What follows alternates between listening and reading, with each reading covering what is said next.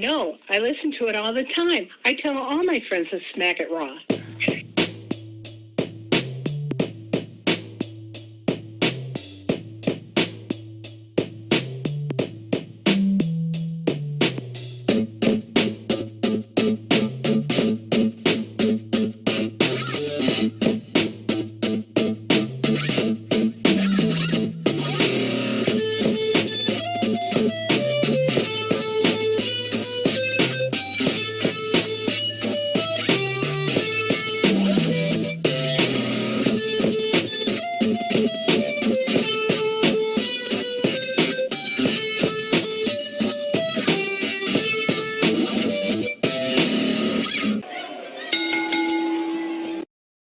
Following podcast contains mature content. The views and opinions expressed by the host are not necessarily those of the host. Listener discretion is advised. Ladies and gentlemen, welcome to the Smackin' Raw podcast, episode 173. I am your host, the Warden, Matt Ritter, and today I have a very, very special guest with me, all the way from Italy, Frank from the Last Minute Wrestling Podcast. How's it going, man?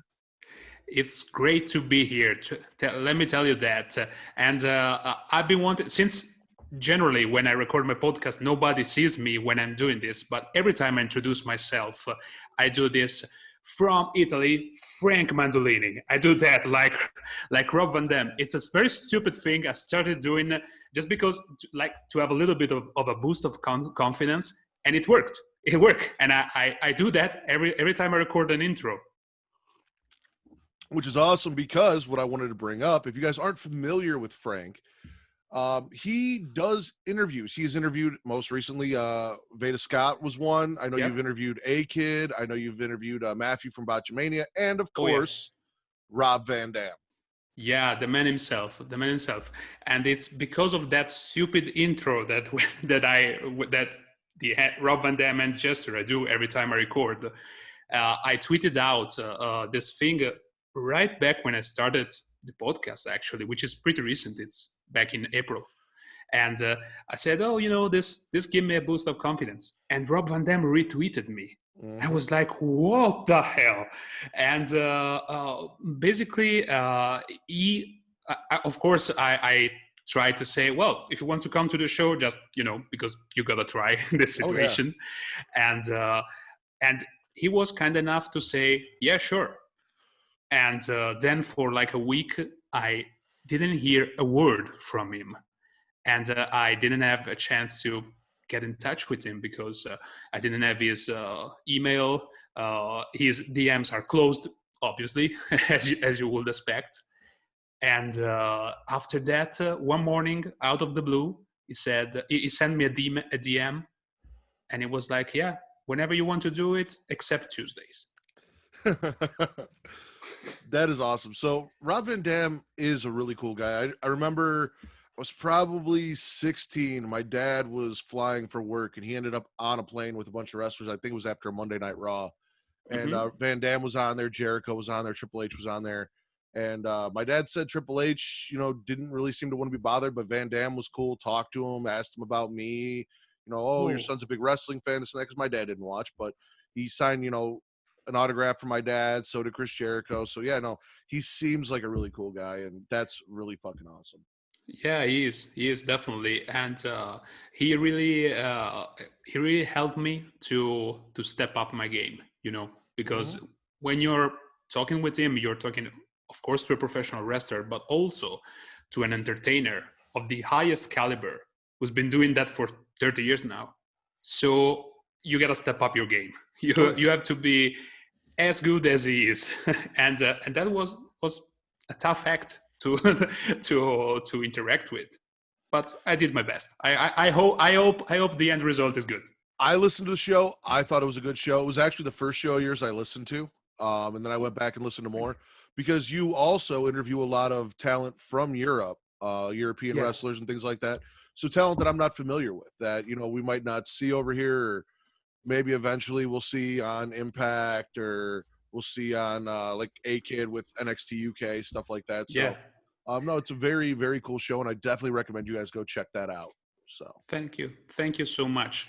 And that was a learning experience for me as well, because I myself, I was not really familiar with a lot of the European guys I had on the show. So it was a chance to, because you don't see that most of them, you don't see them on TV regularly. Yeah. So that was a cool learning experience for me as well. Well, you picked a hell of a week to come on the show because Oh yeah. a lot of stuff happened. Let's get into it. First and foremost, as always, ladies and gentlemen, I ask that you go to my pinned tweet at Matt Ritter, that's at MATTRIDDER, and you check out the merch store for Young Kings Wrestling over at What a Maneuver. They have that Black Lives Matter shirt, and we ask that you please go not only support them, but that money goes to a good cause. The equality, the issues, we focus here on America, but it's worldwide. It happens everywhere. So please go support that. Get money in the hands of the people that want to make a change. And I appreciate those guys for doing that. News and rumors, man. First and foremost, Yes. Pat Patterson passed away. Oh yeah. Most of my memories of Pat are from Attitude Era with him as the stooge for Vince McMahon, along with Gerald Briscoe, comedy fodder, so on and so forth. But he's so much more than that. I mean, one of the greatest finish men in the business, so knowledgeable, first ever Intercontinental Champion. And then also his personal life, being a gay man in the wrestling business and hiding it for so many years, or not feeling comfortable enough to officially come out for so long, even though they say everyone knew, he still didn't ever tell anyone until much later in his life. So overcame a lot of stuff. He's still overcoming stuff because there are people out there that are, not respecting his passing or his legacy right now, which all I can say to that is really, come on, regardless of what you think or feel, he is a legend. And I'm not telling you not to have those feelings for everyone listening. Like, if you believe what has been said about him, that's fine, but you don't need to go online after he's dead and disrespect the dead person. It's uncalled for. It's unnecessary. And I'm not with anyone that's doing that. You don't disrespect the dead. So yeah, I totally agree with you. And if I can add just a little thing, sorry to interrupt. No, go ahead. But one thing that I feel like that is missing, especially on social media and especially on a platform like Twitter, which is, you have so little space to express yourself. So it's not really a place for nuance, And but one thing I feel like is missing is the ability to discern between the man and whatever may have happened in his personal life and what he accomplished in his field where he was working. And that doesn't apply, of course, only to Pat Patterson. Recently, we saw the footballer Diego Maradona that died as well. And in spite being Italian, I really don't like football. So, so I want to say that clear. Football, soccer in the US. But of course, I knew who Maradona was, and I saw the clips and everything. And it was, for many reasons, which I'm not going to mention at the moment, it was a really, let's say, questionable person, okay, from a personal point of view. Right. But he was probably the best footballer ever. That's I think, without a doubt. Yeah. And the same can be applied to many other sports, many like actors, whatever. And with Pat Patterson as well, that he just recently died, I saw some disrespectful stuff too, and I think that's uncalled for. Yeah, especially right after it happened. Like, they announced that he died, and there are people, oh, I can't believe you're celebrating his career, and I can't believe you're talking nice about him. He's this, he's that. And that's not necessary. Like, again, you can feel that way, but you shouldn't be online telling other people how they should feel about someone that they grew up watching, that their fathers, mothers, grandfathers even grew up watching, who has been a part of a business that they've loved, a major integral a part of this business that they've loved for so long.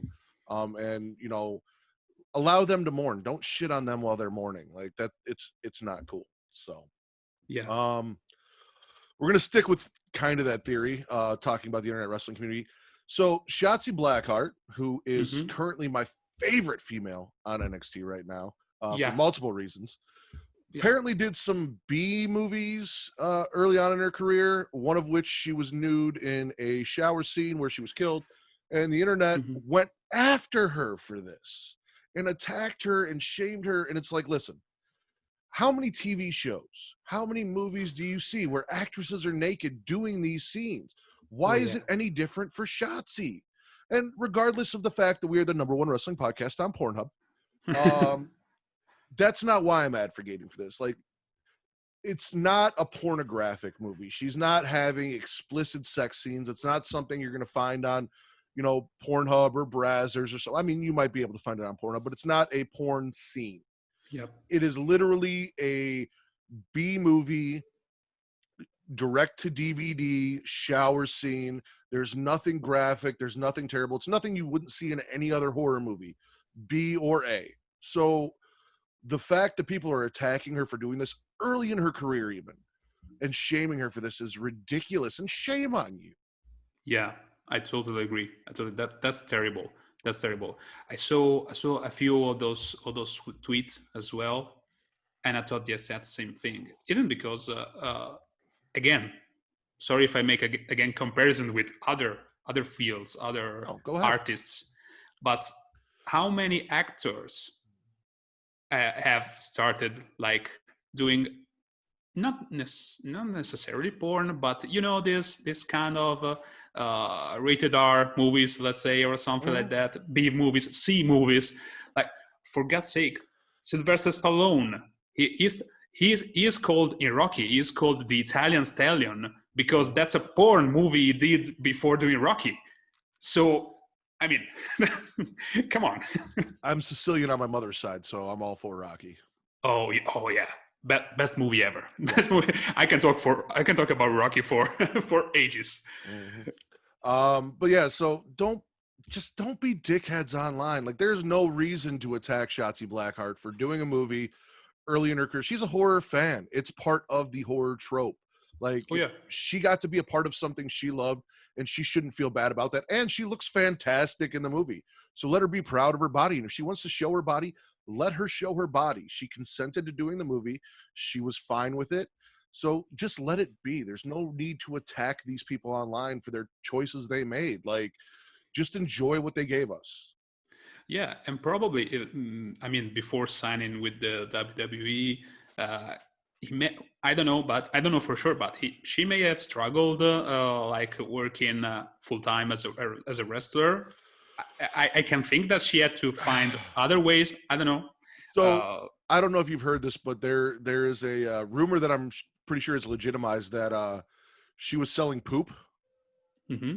So yeah, no, she definitely did other things to make money and did make money. People bought Shotzi's poop.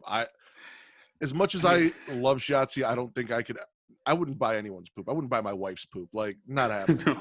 No. There are people that are into that. She found that community. She sold to that community. She did what she had to do to make money, including this movie. So, yeah. Also, did you see the WCW reboot stuff? Oh yeah, that was amazing. That was the stuff of dreams. I don't understand how people fell for this.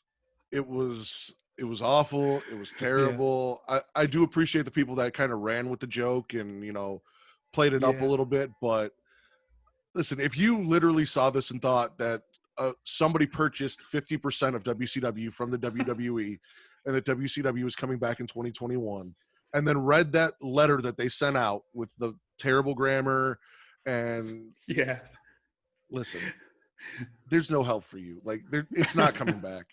WWE is not going to give up the rights to its WCW. Like, they would lose a lot of what's on the network. They would lose a lot of their rights to pay-per-view names and things that they're using. They're using Starrcade. They're using Halloween Havoc. They're using Great American Bash.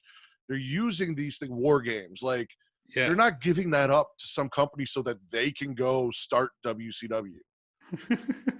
Yeah, that was amazingly delusional, I would say, for all the people who immediately jumped on it, following it.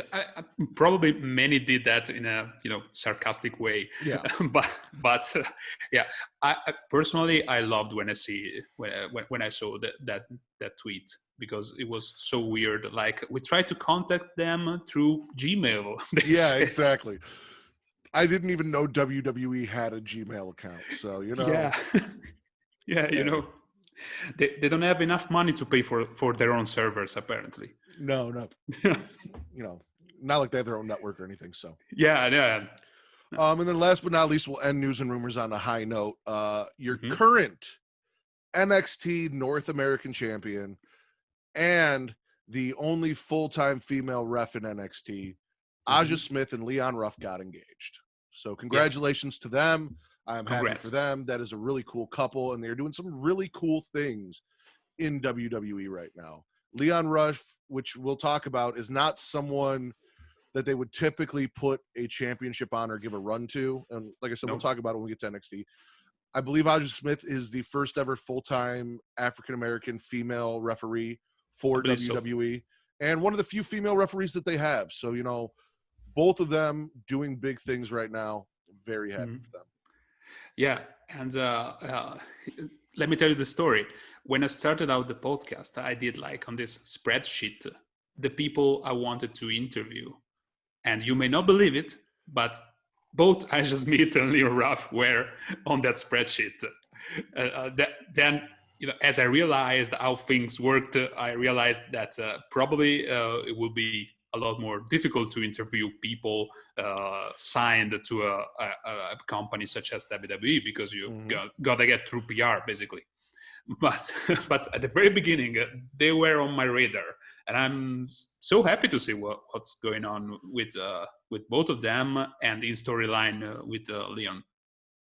Well, I will say this: if anyone from WWE is listening, to get the word out about NXT and what's going on in NXT, even better across the pond, it would be a great idea to have Frank interview Leon Ruff, Aja Smith, so that it is put out there, it is spread to the UK fan base, the European fan base. So, and he is a very professional guy. He does a great job. So I definitely recommend. I know no one's listening. Trust me, no one. But thank you anyway for putting me over. I would be very surprised if anyone from WWE was like, "Oh, the number one wrestling podcast on Pornhub. I got to listen to that right now. Let's see what they got to say." So, but if you are, definitely please give Frank a chance. Let him get a shot, and let him knock off a couple of names from his bucket list. So, yeah. All right, Frank, let's get into this. So, as I always do with my guest hosts, I kind of like to let you steer the show. So, what show do you want to talk about first? Do we want to jump in with AEW, or do we want to save that for last? Raw, SmackDown, NXT, where are we going? Okay. I must admit that my knowledge is, I would say, stronger with AEW. Okay. Because it's the show that I follow the most, probably closely. Even because mainly WWE, I get to see WWE stuff mainly through their highlights and reading that various websites about news and stuff like that. And AEW is the one that I have a more complete picture. But having said so, we know that this week has been particularly eventful for AEW. Very. So I think it's better to leave it for the end of this interview. What you think? Yeah, no, we can do that. So do you want to go with Raw, SmackDown, or NXT? Yeah, let's go chronologically with the Raw. Okay. And see, that'll work out because while I enjoy AEW, I'm not a diehard AEW fan. I'm not fully down that rabbit hole. I don't watch Being the Elite. I don't do AEW. No, me neither. But I am much more knowledgeable with the WWE product. So we'll balance each other out here. Yes, perfect. And we kicked off Monday Night Raw with one of my favorite parts of Monday Night Raw. We got a moment of bliss. Alexa Bliss has been fantastic in this new character that she's been doing, working with The Fiend. And there's been a lot. So basically what happens is Randy comes out and Alexa starts asking Randy questions about The Fiend. says that it's all bottled up inside. Basically, Randy's saying that he's manipulating the Fiend and he's found the Fiend's weakness and he thinks it's Alexa.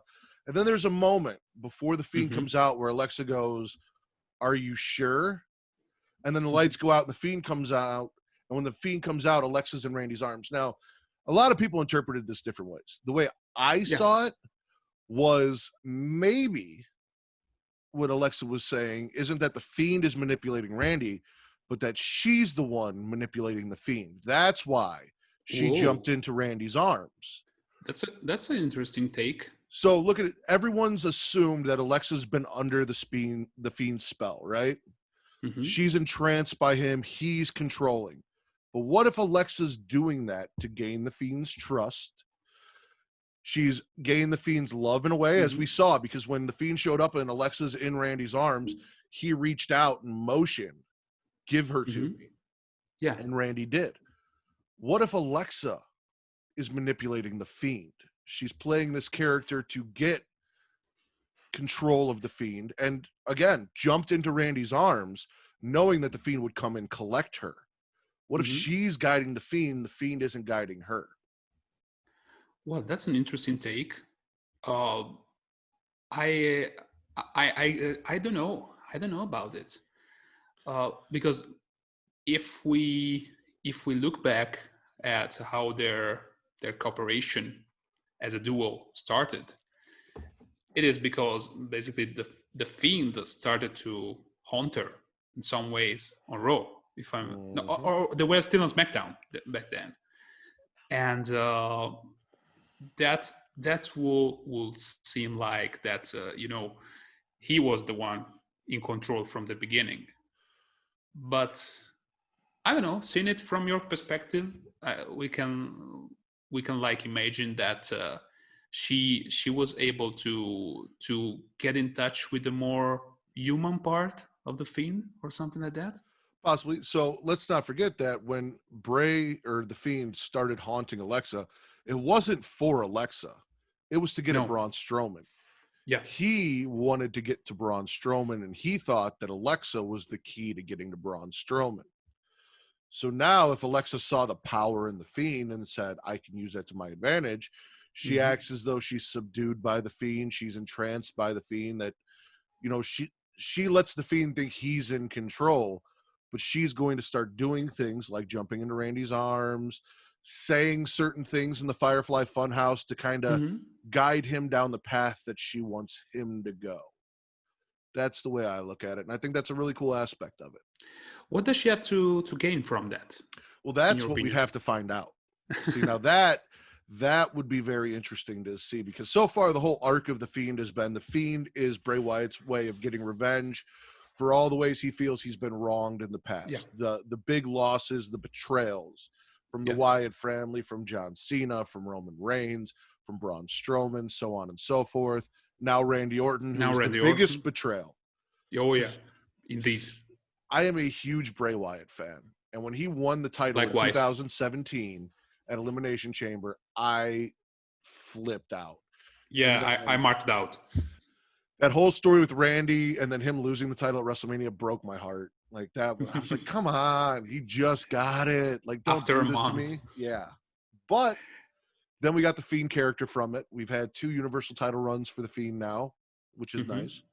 But it would be very interesting to see what Alexa's end game is if she is manipulating the Fiend. I personally do think that is the route we are going down. Is the Fiend isn't in control of Alexa, Randy isn't in control of the Fiend, Alexa's in control of the whole situation.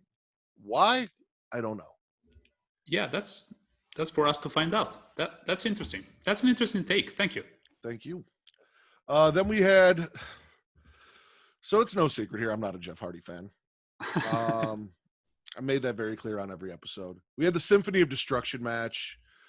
Jeff ends up defeating Elias. During the match, we got Truth hiding inside a piano. He comes out. A bunch of people run out chasing him. Gulak and the Lucha House Party end up getting taken out by Jeff and Elias. We finished the match with a swanton bomb through a table with a bunch of tiny little violins on top of Elias. And Jeff Hardy smacks his head on the ring steps. Yeah, that was awful. It was. All of what you just mentioned, in my opinion. It was. So there were a lot of people who were, I hope Jeff's okay. And I agree. Like, don't get me wrong. I don't like the character Jeff Hardy. I don't want to see the person get a concussion, be hurt, or anything like that. But this is also what Jeff Hardy does. This is why Jeff Hardy is popular. This is why he got famous. This is why people love him, is because he does stuff like this. He has a history of doing it for over 10 years. So it's also a little hard for me to feel sympathy when I've just been watching him do it forever, and it's just, what he does, Yeah. So he's never been cautious. He's never really done extra to take care of himself. I mean, look at the bump he took from Hell in a Cell against Randy Orton. Look at the bumps he's taken off of title belts and 20, 30, 40-foot ladders. Like, yeah. Yeah, he has never been cautious. You said it right. I don't know. I'm kind of detached of this whole storyline that they keep doing with Elias, because I think Elias had a little bit of potential at various stages of his WWE career, to be honest. And when he was injured last April, May, I don't recall exactly when it was. I think that was at a very unfortunate time, because he was coming off of a victory at WrestleMania, and he had a little bit of steam. And now he came back, and from a musician perspective, because in my spare time, I'm also a musician. Okay. Oh my God, I love this performance when he came back, and that was really good. That was indeed really good. But now I think they're pushing the envelope a little bit too much for my taste with all of this, again, this Symphony of Destruction bullshit, which is a terrible match to begin with. And it was bad the first time. They didn't need to do it a second time. Yeah, I think that's the third time actually that they're doing this kind of match, if I'm not mistaken. But anyway, 2 or 3 doesn't change. The thing is that I don't think they are clicking, him and Jeff Hardy, like, at all. You base this feud on what? On Jeff Hardy's very, very weird musical career. Have you listened to some of his tracks? I have not. Again, not a fan, so I haven't gone out of my way to seek his music. If you want to do yourself a disservice, go and check his TNA team that he had, like, in I think 2009 or something like that, which is called Modest. He had many different TNA teams that were all of his songs, but that one, in my opinion, sticks particularly for how much terrible that is. And well, anyway, this feud doesn't really make sense to me. It doesn't do any favor to nobody. And plus, seeing Jeff Hardy constantly trying to get injured is not a pleasant sight. It is kind of his gimmick, all in all, yes. But he is, like, what now, 42, 43? Something like that. Yeah. Something like that. Yeah. And if you look back at the clip of the Swanton bomb that he did through the table, it clearly jumped way too short. Mm-hmm. And a guy that has as much wrestling experience as Jeff Hardy has shouldn't do this kind of mistakes, in my opinion. And he's been, throughout his career, it's been quite botchy, I think. Not on, like, Sabu levels, but you know what I mean. And but still, that was a risky spot. If he jumped a little bit further than what he did, it would be fine. It wouldn't have risked a concussion. I agree, and I'm really glad you came on here, because it's not often I have someone agree with me about Jeff. So that was enjoyable. Here's the thing, story-wise, the story is still terrible, because it's not about Jeff's music or Elias's music. It's about the fact that supposedly when he was doing the story with Sheamus, Jeff Mhm. Hardy ran over Elias. Yeah. Jeff claims he didn't do it. Elias basically says, listen, I have no other suspects. Yeah. You're the only one, and no one's offered me any alternatives. And that's my thing. If you didn't do it, if you're innocent, why are you not trying to help Elias find the guy that did do it, or offer like, hey, it wasn't me, but what about this guy? Or it could have been this person. Why are you getting so angry that you're being blamed for a crime that you didn't commit without helping to try and solve the mystery of who actually did it? Yeah. But now you're asking the WWE to write compelling stories that actually make sense. You know that's too much. You can't ask for that. Well, it's not too much because we do it. We do it with Bray Wyatt. We do it with Roman Reigns. In some cases. So the problem is that they've exhausted all of their creative, logical stories on other people, and they don't have time for this, which I don't blame them. But no, I agree. Elias is an up-and-comer. Jeff Hardy is on the tail end of his career, especially with the way he wrestles. They should definitely be putting Elias over here and not having Jeff beat Elias in these kind of matches. Yeah. And from one of my least favorite wrestlers to another, this is simply based on his name. Basically, Matt Riddle does vignettes all night where he annoys people and they walk away from him. They don't want to have anything to do with him because he just keeps rambling. First, it's Keith Lee here. Hashtag Ritter over Riddle, by the way. Like I said, my only beef with Matt Riddle is my last name is Ritter. My father's side is Dutch. My last name is Ritter. And his last name is Riddle. And my whole life I've been called Ryder, Riddler, everything but my last name. And then as I start making a name for myself, I've got the podcast, we get it out there. He drops into WWE, blows up. I've got people tagging me in posts for him.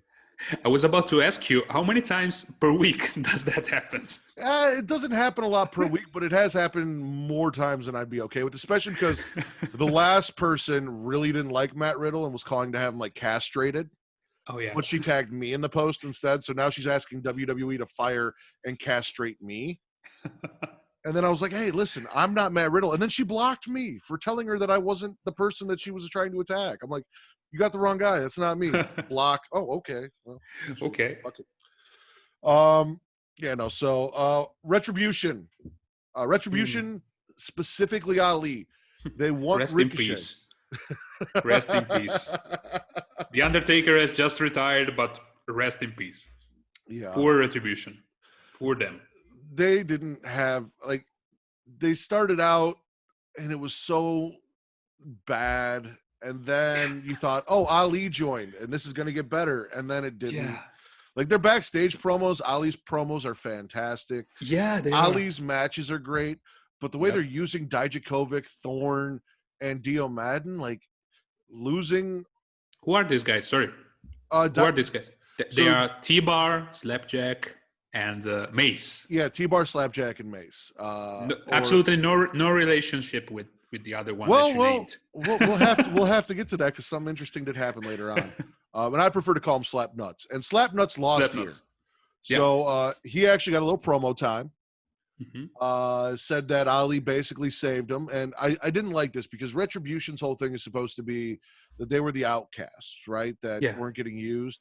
So I wanted to see a little more anger from him about how he was in TM. Well, I guess they don't want to bring up his past, but basically, you know, he was in a tag team. He got left behind because that's what happened. Like he was in TM61. They got rid of they got rid of his tag team partner. He struggled a little bit, tried to give him a singles run. That didn't work out. Then they put him with another guy. MVP was supposed to manage him. Then he left them to be in the Hurt business. And he's just kind of been in a holding pattern his entire career in WWE. So I really would have liked to see them kind of allude to that, but not come out and say it since they want to keep that side. But Ricochet actually loses the Slap Nuts here. I'm sorry, let me correct myself.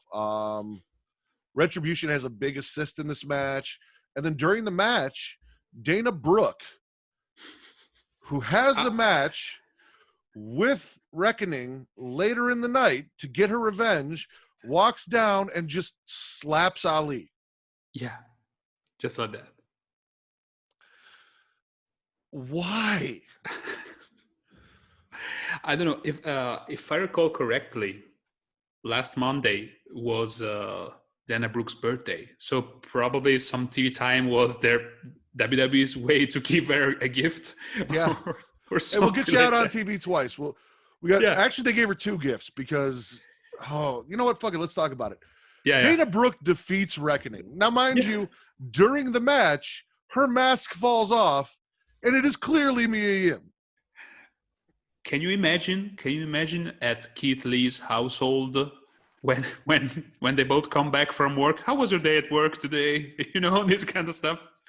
like well, I saw something probably. You know, like someone from Retribution that really looks like you. Yeah, exactly. Your twin Yeah. sister. I mean, Is so there anything you want to tell? You want to talk to me about? what I love about Mia Yim is on social media, she has done her best to pretend that Mia Yim is not Reckoning. There is a Reckoning Yeah. Twitter that is brutal as fuck, that attacks yeah. people and does not give a shit. And then there's Mia Yim, and when someone tries to tag Mia Yim about Reckoning, she goes, "That's not me." Yeah, But then the yeah. mask fell off. So, like, I like to think kayfabe wise, Keith Lee's sitting in the back and the mask falls off, and he's just like, "Well, shit, she jumped me." Like, what was that about? Did I not clean the dishes? Did I, Probably. pee on the toilet seat? Like, what the hell happened here? So, Yeah. That's the same thing I thought. Yeah, and well, props to her for keeping kayfabe alive. trying as hard as she could till Trying. that mask fell off. After that, Trying. yeah. But yeah, no, Dana Brooke got to come down and slap Ali and got a win. Yeah. There is no better way to bury a new talent than have them lose to Dana Brooke in their first match on Raw. Because Yeah. what has Dana Brooke really done other than team with Mandy Rose? That makes no sense. And trust me, for some weird reasons, I even like Dana Brooke. Actually, I recall Asuka's debut at an NXT takeover, which was against Dana Brooke, which was brutalized in seconds, probably. Mm-hmm. And I don't know why, for some weird reasons, since then I said, okay, I like this poor girl who lost in such a brutal way. But yeah, that made no sense whatsoever. I'm sorry. I started liking Dana Brooke around the time that her and Batista were flirting on Twitter. I got behind that. I was all for that. Then COVID hit and fucked that whole thing up. And then I lost interest. And then she teamed with Mandy, and that was kind of cool. But she's always kind of been a background player, even in that tag team. Obviously, Mandy's the forefront, and she's the backup. So, like, again, her not only beating Reckoning, but then Ali being pissed and yelling at Reckoning kind of makes me worry for Mia Yim's future on the main roster. It could be a good thing. They might kick her out of Retribution, and she might go on to do some things in the women's division. Or they could kick her out of Retribution, and we might not see her again for God knows how long. I don't know. I'm kind of torn in that one because, yeah, probably at this stage, almost nothing will save Retribution. No. I fear that. I fear that because I liked the idea behind Retribution, and as you said, they kind of sort of saved the whole thing like a couple of times, but lately they've been like jobbing on main event or something like that, and now even for instance, if you give them the WWE Championship, nothing will change. You won't feel them as a believable champions. Any of them. I agree. So what will save Retribution? And at this point, if Mia Yim pulls out a Mercedes Martinez, I would say, because apparently that's what she did as well. She defected for personal reasons. It looks like Retribution.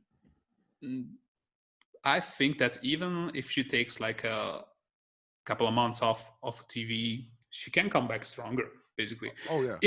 Even because Vince McMahon feels that he has the power to erase our memory, so yeah, you like Rey Mysterio's eye grew back.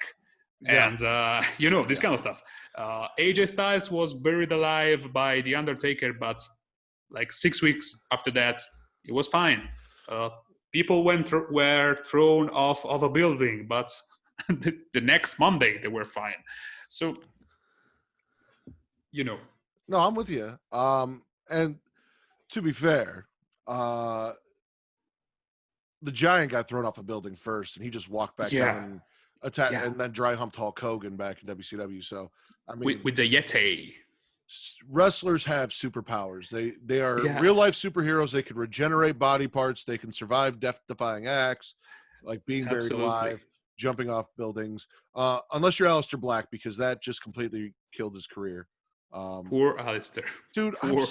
I'm so mad about that. Between again, Bray Wyatt right now, The Fiend, my favorite wrestler. Aleister Black, I was huge on Aleister Black, which is crazy because I've never really been big on that striker style that he has. Mm-hmm. But he really brought me around with the Black Mass kick and everything he did. When he was in NXT, I absolutely fucking loved the guy. Yeah. And they did everything they could to ruin Aleister Black, and I don't get it. I don't understand.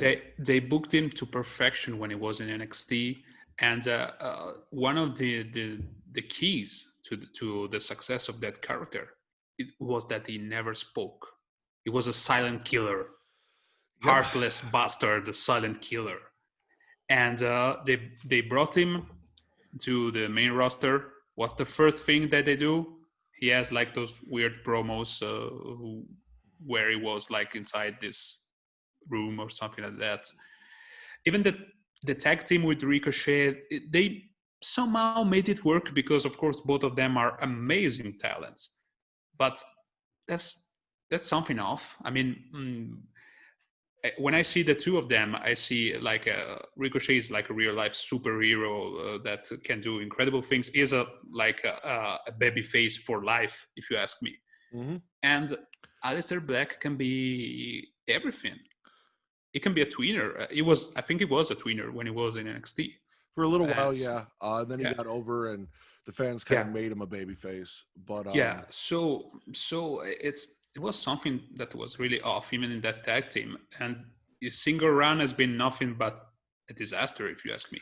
Disaster. Yeah. It's so sad because he is so talented. Like you said, he didn't talk in NXT, but when he did talk, it was short, it was to the point, and it was meaningful. Like after the match with Velveteen Dream. Oh, that was amazing. He doesn't say much, but everything he says is powerful. It has meaning. When he was coming for Tommaso Ciampa or Johnny Gargano after Johnny screwed him out of the title, all of that stuff they did was fantastic. He was fantastic. And I was so I had that worry because, when they come up from NXT, Vince has to put his fingers on everyone. He can't just let them be who they are. He's got to mold them into his image. And I'm like, I don't like what his image is going to be for Aleister Black. And like you said, it was him sitting in a dark room, not doing any of the stuff that got him to the dance, doing the exact opposite, sitting in a dark room, cutting long promos, begging people to pick a fight with him, and no one showing up to do so week after week after week. And then they threw him off a building, and then he lost an eye too. Yeah. Oh yeah, no. That whole he was Rey Mysterio was his mentor thing was probably the worst thing I've ever seen. But Sheamus was on Miz TV, and I really thought, because the Miz does what the Miz does. So the Miz brings people on, and then he tries to sow seeds of dissension between friends, tag team partners, allies. And this is what he's doing here. He's bringing up how Sheamus's career isn't what it used to be, how Drew doesn't have the same love for Sheamus that Sheamus has for Drew. Sheamus, you brought him the trunk with the kilt and the sword. Where's your sword? Where's your your history and your legacy, and why isn't Drew with you the way you are with him? And Sheamus said, listen, man, your career is a joke. Punches him in the mouth, not having it. I'm conflicted because outside of being with Drew McIntyre, Sheamus is clearly a heel. Yeah. When he is with Drew McIntyre, he's pretty much a babyface. So I really did think that leading into our main event tonight, where Drew and Sheamus took on Miz and Morrison, this was going to be the turning point where Sheamus attacks Drew, and it might come later. That might be what they're building towards, is Sheamus versus Drew. I think that's a slow build. That's a slow building. But I was also kind of for the Drew McIntyre Sheamus team for a little bit. Like, I really enjoyed their interactions backstage. So I don't really know if I want to see them feud before I really get them together now that Drew's champion. Can I just say my little take? Yeah. On the old sword and kilt. When I saw that, I couldn't believe it. That is as phony as that's as phony and stereotypical as they could go. Probably the only thing worse than that would have been having Drew like with his paint his face half painted blue like Braveheart, like Mel Gibson in Braveheart. And when I saw that, I was like, oh fuck. I mean, because from Europe we see certain things in a different way than what you normally do in the US. Correct. Especially when it comes to history, because we're such different countries. I mean, the US has like 200 plus years of history. Italy, for instance, has 2,000 plus years of history. So that's not really the same. And whenever we see this cultural stuff, like a kilt, like wearing a kilt applied, it always seems a stereotype. It's always like watching The Simpsons with Apu, like it's I don't know, maybe it's just me, but I don't think that many people in Europe feel that as a compliment or as a tribute to, like in this case, is Scottish heritage. That feels really cheap to me. It's like, he's Scottish, okay, put a kilt on him. like that. Like I don't know. If you have an Italian wrestler, have him eat some pasta and pizza. I don't know. This kind of stuff. It's really a stereotype. And when I saw that kilt, I said, "Fucking hell!" That was my reaction. But that's not a part of what you asked. I think that the whole thing with Sheamus, it's a slow build, and I think they're probably saving this for the Rumble. And I'm afraid that Sheamus will take the WWE Championship in one way or another. He either can be himself the new champion and lead towards a WrestleMania rematch for the championship, or can be the factor in making Drew McIntyre lose the championship, so that the two will have a revenge clash at WrestleMania. Well, that's where I feel this is going, which is literally not what I want. Let's not forget that The Miz still has that Money in the Bank contract. Yes, and pretty much. He is very much part of this story as well. So, pretty much. I appreciate you coming on and talking about that, because we talk about similar things often on the podcast.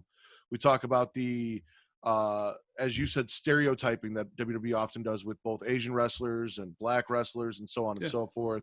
But we don't really get to know how people in Europe view some of the Europe stereotyping that they do with these. So having you on here is really cool to hear that, because as you said, especially here in America, we teach our own version of history that makes us feel the best about what's happened in the past and what makes us feel happy. It's not necessarily the truth all of the time or the realistic output. It's what we enjoy hearing or what we enjoy telling ourselves. So having someone from over there let us know that, hey, well, I thought, oh, that's really cool. He's got a giant sword and all that stuff. It may be offensive to some people from Scotland who are looking at it as they're kind of being made fun of. And it's a different take that we don't get over here. I don't know. I don't know if that can be offensive, like, to everybody. Right. I didn't look at it as an offensive thing. I thought of it as just a cheap choice. You know? It's kind of like when they put, Crime Time together and they were thugs in chains who danced, or Yeah, the Street Profits with their solo cups, yeah, things like that. yeah. How do you feel about Lana? Nala. This is the Lion King. Ooh. Um, I grew respecting Lana a lot lately. The latest, I didn't see the documentary that they did on her. I didn't see it, It's really good. but yeah, I can imagine that. But I've read enough stuff about the bullying issues that she had in her personal life because of her professional life. Yeah. So she grew on me, really, even though she's not the most polished wrestler in the ring. I actually don't care about that. I think that she is quite good at telling this story that she is telling at the moment. The problem I see with that storyline, it's how she has been portrayed. Mm-hmm. Because as I said, she is good with the material she was given. But and this is not a take on mine. It's something that I heard from Brian Zane, a YouTuber, wrestling YouTuber. I don't know if you're familiar with. He said that although it is clever how she was portrayed at Survivor Series, that she was the sole survivor, the way how we got there doesn't paint her as a hero. Right. If you think about it, she just stood still, doing nothing, and because of other people dumbness, she was able to be the sole survivor. And that's kind of true. It's difficult to see her. I mean, you can empathize with her because she's been manhandled by Nia Jax, but week after week after week. But it's, I mean, you empathize because of that, because you say, "Oh, poor girl," but you don't see her as a model, as a role model, as someone that you want to be, as the hero of the situation. I agree.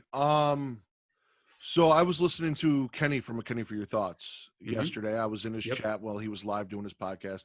He actually brought up that he takes this at face value, that it's kind of a comedy character that Lana's playing. She is a bit of a joke, and that he would actually like to see this streak with her continue, where she just lucked into the win at Survivor Series because of the way they treated her. Now here she's teaming with Asuka. They defeat Nia and Shayna. She pins Shayna Baszler after Shayna Baszler is talking shit to Nia about how embarrassing it is to get pinned by Lana. And now they have a title match at TLC for the tag titles, Asuka and Lana. He wants to see them luck into the tag team titles.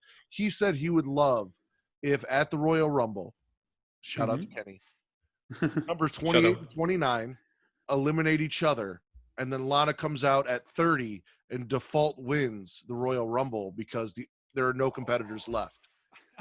So just by being there, she is now the winner of the Royal Rumble because she came out and there's no one left to beat.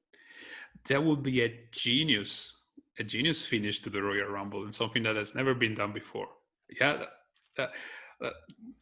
it will take away a lot of the drama, because we are normally used to see that you have like two parts of the Rumble: the one where everybody is counting down and doing the waiting for who comes out, and the second part where they actually tell a story for the victory.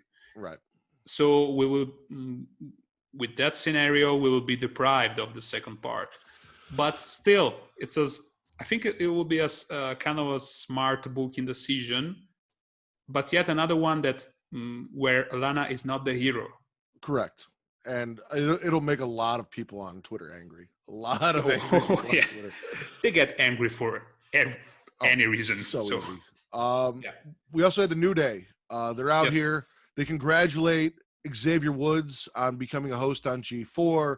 They're talking about the G4 reunion and how the Hurt Business is repeatedly lost to them. Hurt Business comes out and when they show up, Xavier Woods, you can hear him kind of like off mic go, "Where are all the other teams? Like, where is everyone else?" Which popped me.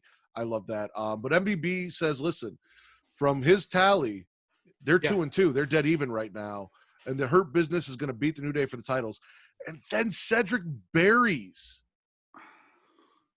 Shelton Benjamin in a promo before he defeats Xavier Woods. So now he's buried his tag team partner in a promo. Yeah. He gets a singles win over Xavier Woods, getting them that next title shot. And then as MVP and Shelton are in the ring wanting to celebrate, he just takes off on his own. That was unexpected. Oh, yeah. Because he's the last person to join the group. I was about to say that. He was the last person to join that. And that's also something that I don't want to see, actually, because the Hurt Business, which started off as a joke or as a job squad or this kind of stuff, it has become a really strong stable, really strong. They rarely lose. If they lose via shenanigans or disqualification or this kind of stuff. So I don't want to see them fall apart so quickly. Probably like 2 or 3 months after the formation of the stable, in its current form at least. I don't want to see that. Well, on the bright side, should Cedric leave, you still have Bobby and Shelton and MVP, and they can always bring someone in to fill that role of Cedric if he leaves. So it wouldn't necessarily disband the Hurt Business, but I will say Shelton and Cedric have been a very entertaining tag team.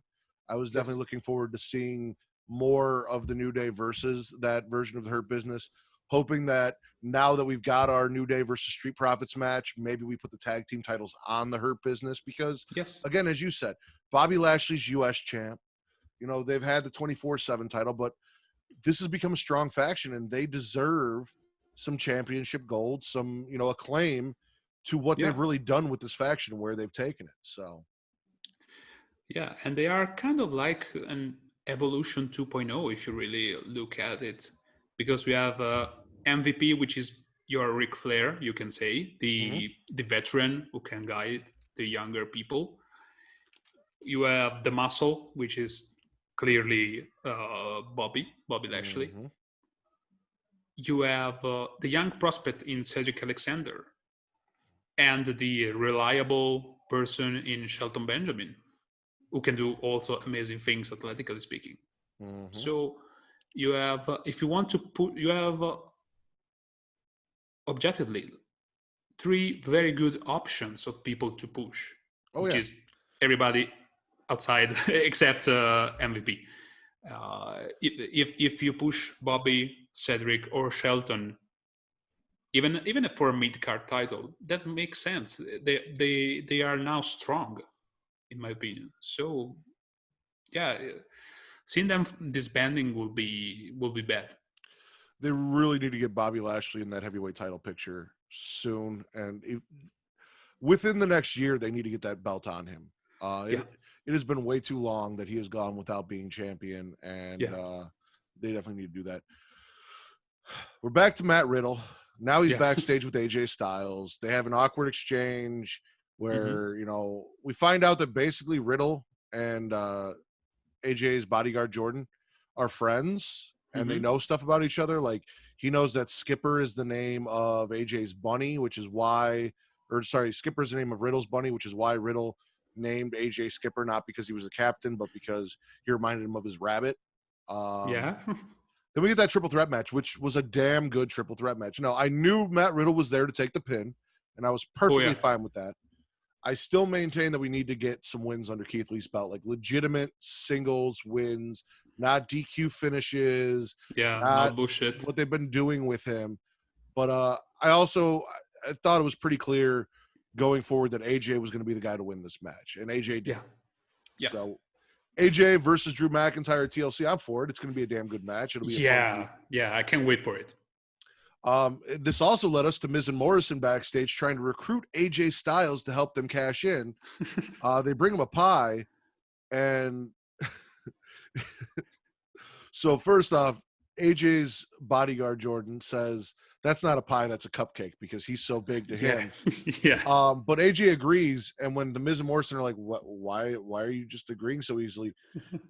I don't know why he would say it out loud, but AJ's like, "Dude, I'd much rather beat you for the title than try and beat Drew McIntyre," which is very true. Like, if I had to choose between fighting the Miz or Drew, I'm taking the Miz all day. I'm not going to tell the Miz that. Yeah. I don't want him to know that, but no, 100%. Then we got MVP and Riddle. MVP thinks Riddle's dumb and ridiculous, and I agree. Lashley attacks Riddle here, who stands up to MVP because MVP put his hands on him. He gave him a little muff. He shoved him a little bit. Riddle gets up in his face, and out of nowhere comes Bobby Lashley. So while I thought, and I hope, we were going to get Keith Lee and Bobby Lashley, maybe we're going to transition into either a triple threat, Keith Lee, Riddle, and Bobby Lashley, or just a Bobby Lashley Riddle feud here. So they're really pushing Matt Riddle, and I don't know why, but they are. I think Matt Riddle at the moment is like in the same position that Kane has been for so long in his career. So I feel like he is the jobber to the stars. Okay. Which means he's kind of upper on the card, but still not at that level. Probably even because of all the allegations that we know he has in his personal life. It's something that probably they don't want to push him to the moon because of that. Because I have the feeling that otherwise they would have already done so. And a lot of people don't seem to like him backstage, don't want to work with him. You've heard the rumors about Seth Rollins refusing to work with him because of things that Riddle's wife said about Becky and so on and so forth. So there's a lot of pushback for him. Main event, Drew puts himself over like all good champions do. We got Drew and Sheamus versus Miz and Morrison. It ends in DQ because of AJ Styles. The Miz tries to cash in again. So this is where they're missing with me. Every time the Miz tries to cash in, the ref takes so long to make the cash in. The ref almost like feels like he's refusing to actually cash in the title for the Miz. Yeah. So then the Miz never actually cashes in and he retains it, but it doesn't work for me. However, what did work for me was when Drew cleans house and gets to AJ. AJ backflips out of the ring, lands on his bodyguard's shoulder, and then he's talking shit to Drew as he's being carried out like a child on this man's shoulder. That was hilarious. Oh, it was fantastic. And you know why? You know what? I feel that AJ Styles has this peculiarity that not so many wrestlers have this day. It can be, well, of course, he's an amazing wrestler. It can be a badass, but it can also be like a comedy wrestler. You know, if you remember like Kurt Angle, circa 2000, 2001, when he did all the comedy skits, but he's an Olympic gold medalist. He can fuck you up in more ways that you can count. So you know that he's a badass, but you could also do comedy. I feel that AJ Styles is one of the few wrestlers in WWE at the moment who are able to do both without being like his reputation being tarnished at all. Don't you think? Oh yeah, no. Especially at this point, with everything he's done and the legacy that he's created, the name he's created for himself, like you said, he can basically do anything, and he's still going to be AJ Styles. He's still a first ballot Hall of Famer for the WWE. It doesn't matter where he's at on the card or what he's doing. He is always going to be AJ Styles. And when he gets in between those ropes, he's going to be AJ Styles. And that was the thing with Kurt Angle. He could do the sexy Kurt. He could do the milk truck. He could do the cowboy hat. He could play, but when he got in the ring, he's still fucking Kurt Angle. Yeah, that's it. That's a secret. I got to ask you, Frank, Monday Night Raw, spit or swallow? I think that this week is swallow. Swallow and Raw this week. Yeah. You know what? Actually, after going back over with you, I think I'm with you. Like, there's nothing really here outside of my own personal biases that I didn't like. So it was an entertaining show. I'm going to go with you and swallow. Are we going to NXT next? You said chronologically? Yeah. That's it. Right. I feel like that we have to skim through a little bit because of what awaits for us with AEW, which is a lot of stuff that we should talk about, I think. But let's do it. We will. So we kick off NXT. We got Priest and Ruff defeating Legado del Fantasma. Very interesting here. Johnny Gargano's on commentary. Mm-hmm. During the match, we see Ghostface in the crowd. It distracts Priest a little bit. Then post-match, there are more Ghostface in the crowd behind Johnny Gargano. Priest basically took this match to ensure, because he doesn't feel like Leon Ruff was durable enough, and he wants to make sure he makes it to the title match. So he's basically kind of protecting his investment. I'm going to make sure that you survive long enough to get to War Games so that I can beat you and take that title, and I don't lose this match. I really am curious as to what Johnny's doing with so I was worried that we were only going to get one Ghostface when they showed us last week that other Ghostface is still around. I'm like, all right, cool, because it clearly wasn't Indy Hartwell that helped Johnny Gargano at Halloween Havoc, and that was going to bother me. But now we've got two more, so I want to know what's going on. Who are these people? Where did they come from? Like, what's happening? And did they all got COVID tested? Oh, we're going to talk about COVID testing. That's also an issue that even in kayfabe we have to think about. Well, I made that joke because of the next. Unless you've got something more you want to say about this. No. Okay. No. The next segment is the Undisputed Era at a restaurant that sounds busy with no masks on, like 3 days before War Games. Yeah, talking and chilling and having a good time, not social distancing whatsoever. So I made a joke, and I'm like, man, they must really not care about this match. They're probably trying to get COVID because they're scared. And they take everything you say on Twitter seriously. Nothing can be a joke. You can catch the flu so many different ways and blah, blah, blah. It's like, I was making a joke, man. I wasn't serious. Yeah. Obviously, they're going to test them and they'll be fine and they'll be at War Games, blah, blah, blah, blah. But yeah, no.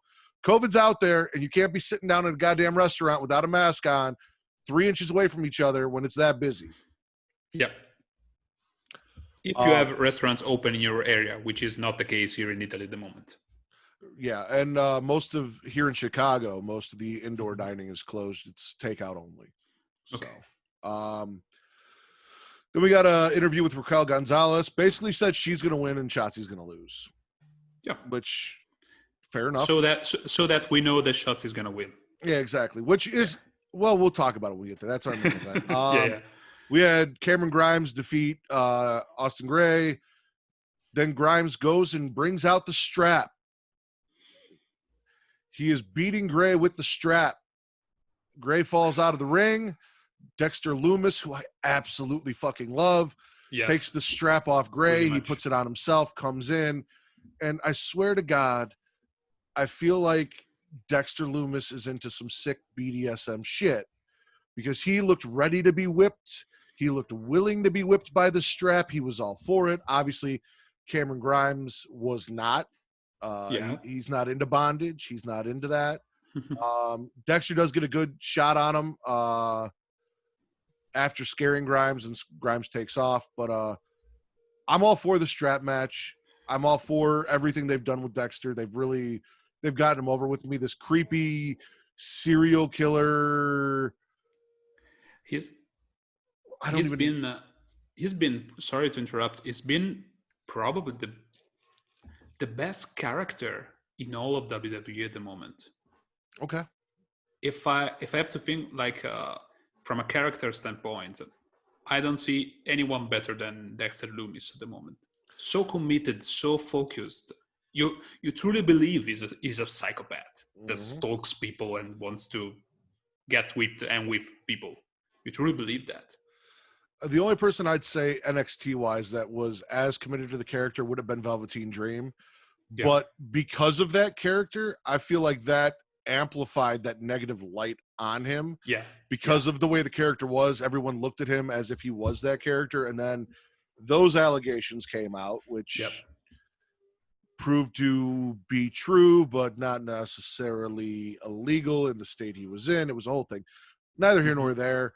I feel like that character that he did made things so much worse for him But Mhm. again, until Loomis, that was some of the best character work that we got in NXT. Yeah, yeah, I agree. But now, really, NXT or main roster, or if you don't want to call it main roster, like side roster, yeah, I don't see any other character. I mean, the Undertaker just retired, so so we cannot say Undertaker. Uh, Bray and but yeah, Alexa. Bray. Yeah, you're right. Totally, you got me there. Bray and Alexa. Yep. But it's those characters, and those are my favorite characters. Like I'm Undertaker, obviously, if you can't tell from my shrine behind me, is my favorite wrestler of all time. Yeah. Love the Undertaker. I'm a big horror movie fan, so those characters, the Fiend, the Undertakers, the Canes, now Dexter Yeah. Loomis doing his version, the Demon Finn Balor, all of Aleister Black. Those are my favorite characters. Those are the ones I really get into. So really glad that they're doing that with them. We got Jake Atlas getting a win over Tony Nese, which is great for Jake Atlas, but also like Tony Nese is the jobber to everyone. So like, when was the last Yeah. time outside of being cruiserweight champion Nese has done anything? And also, he's been presented like former cruiserweight champion, but he didn't have an entrance. Yeah. When you don't get your TV entrance, that's never a good sign. No, it's not. We do get a promo from Atlas after this. He says that his whole life he has taken 3 steps back to take 1 giant leap forward. Basically, this leap forward and getting the win over a former cruiserweight champion that they tried to hype him up as is going to turn things around. And it looks like he's still in the hunt to take out Escobar and get that cruiserweight title. That's where his focus is. So, can I say I'm bored to death by Jake Atlas? Really? Yeah. I don't know why it really doesn't connect with me. I may be a cynical bastard here, but I think that his recent semi-push, I would say, has been more of a PR move than an actual intention of pushing him. Okay. Because I see that. Escobar has had a pretty strong run as a cruiserweight champion so far.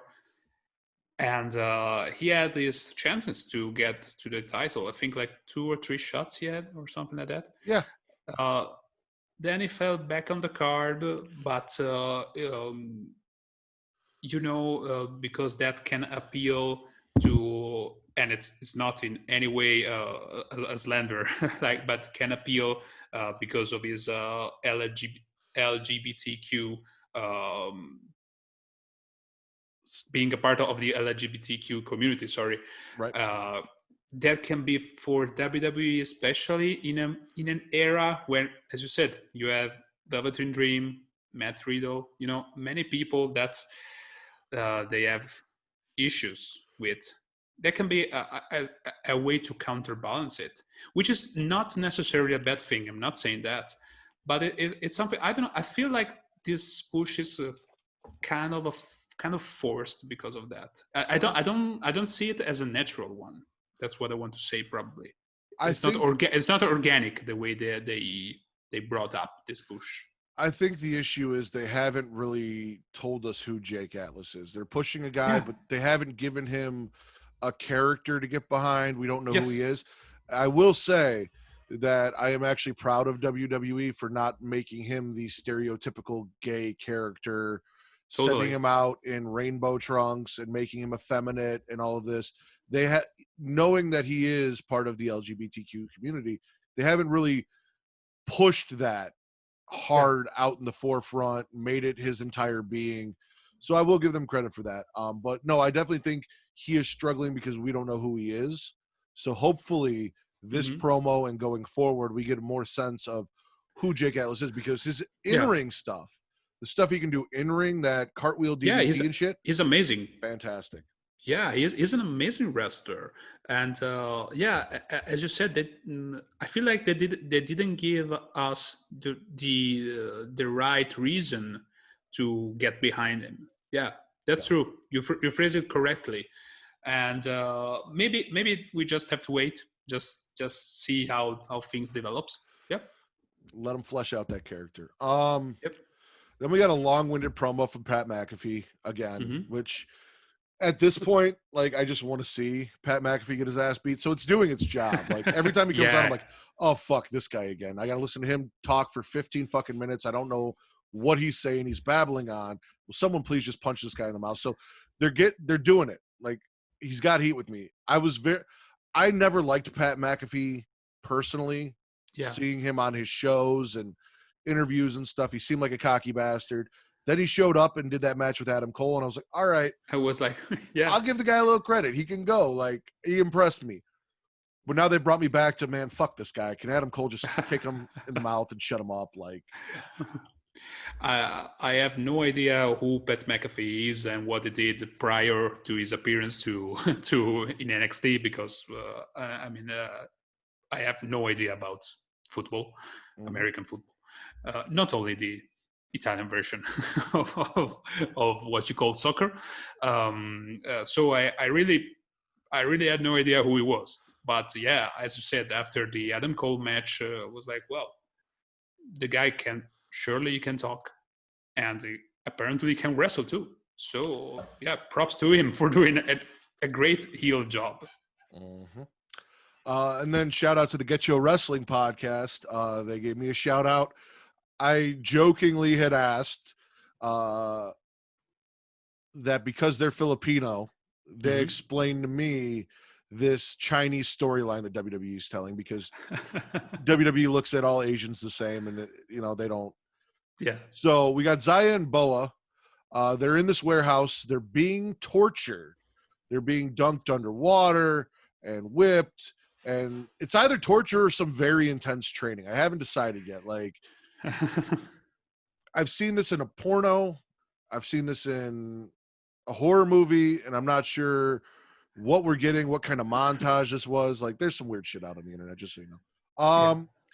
But it does look like Kayako from The Grudge is the woman that they are being either tortured or trained by.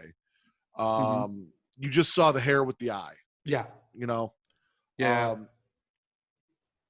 I'm interested. I don't know what this is, but I'm interested. I want to know who it is. They brought up it could be Meiko Satomura.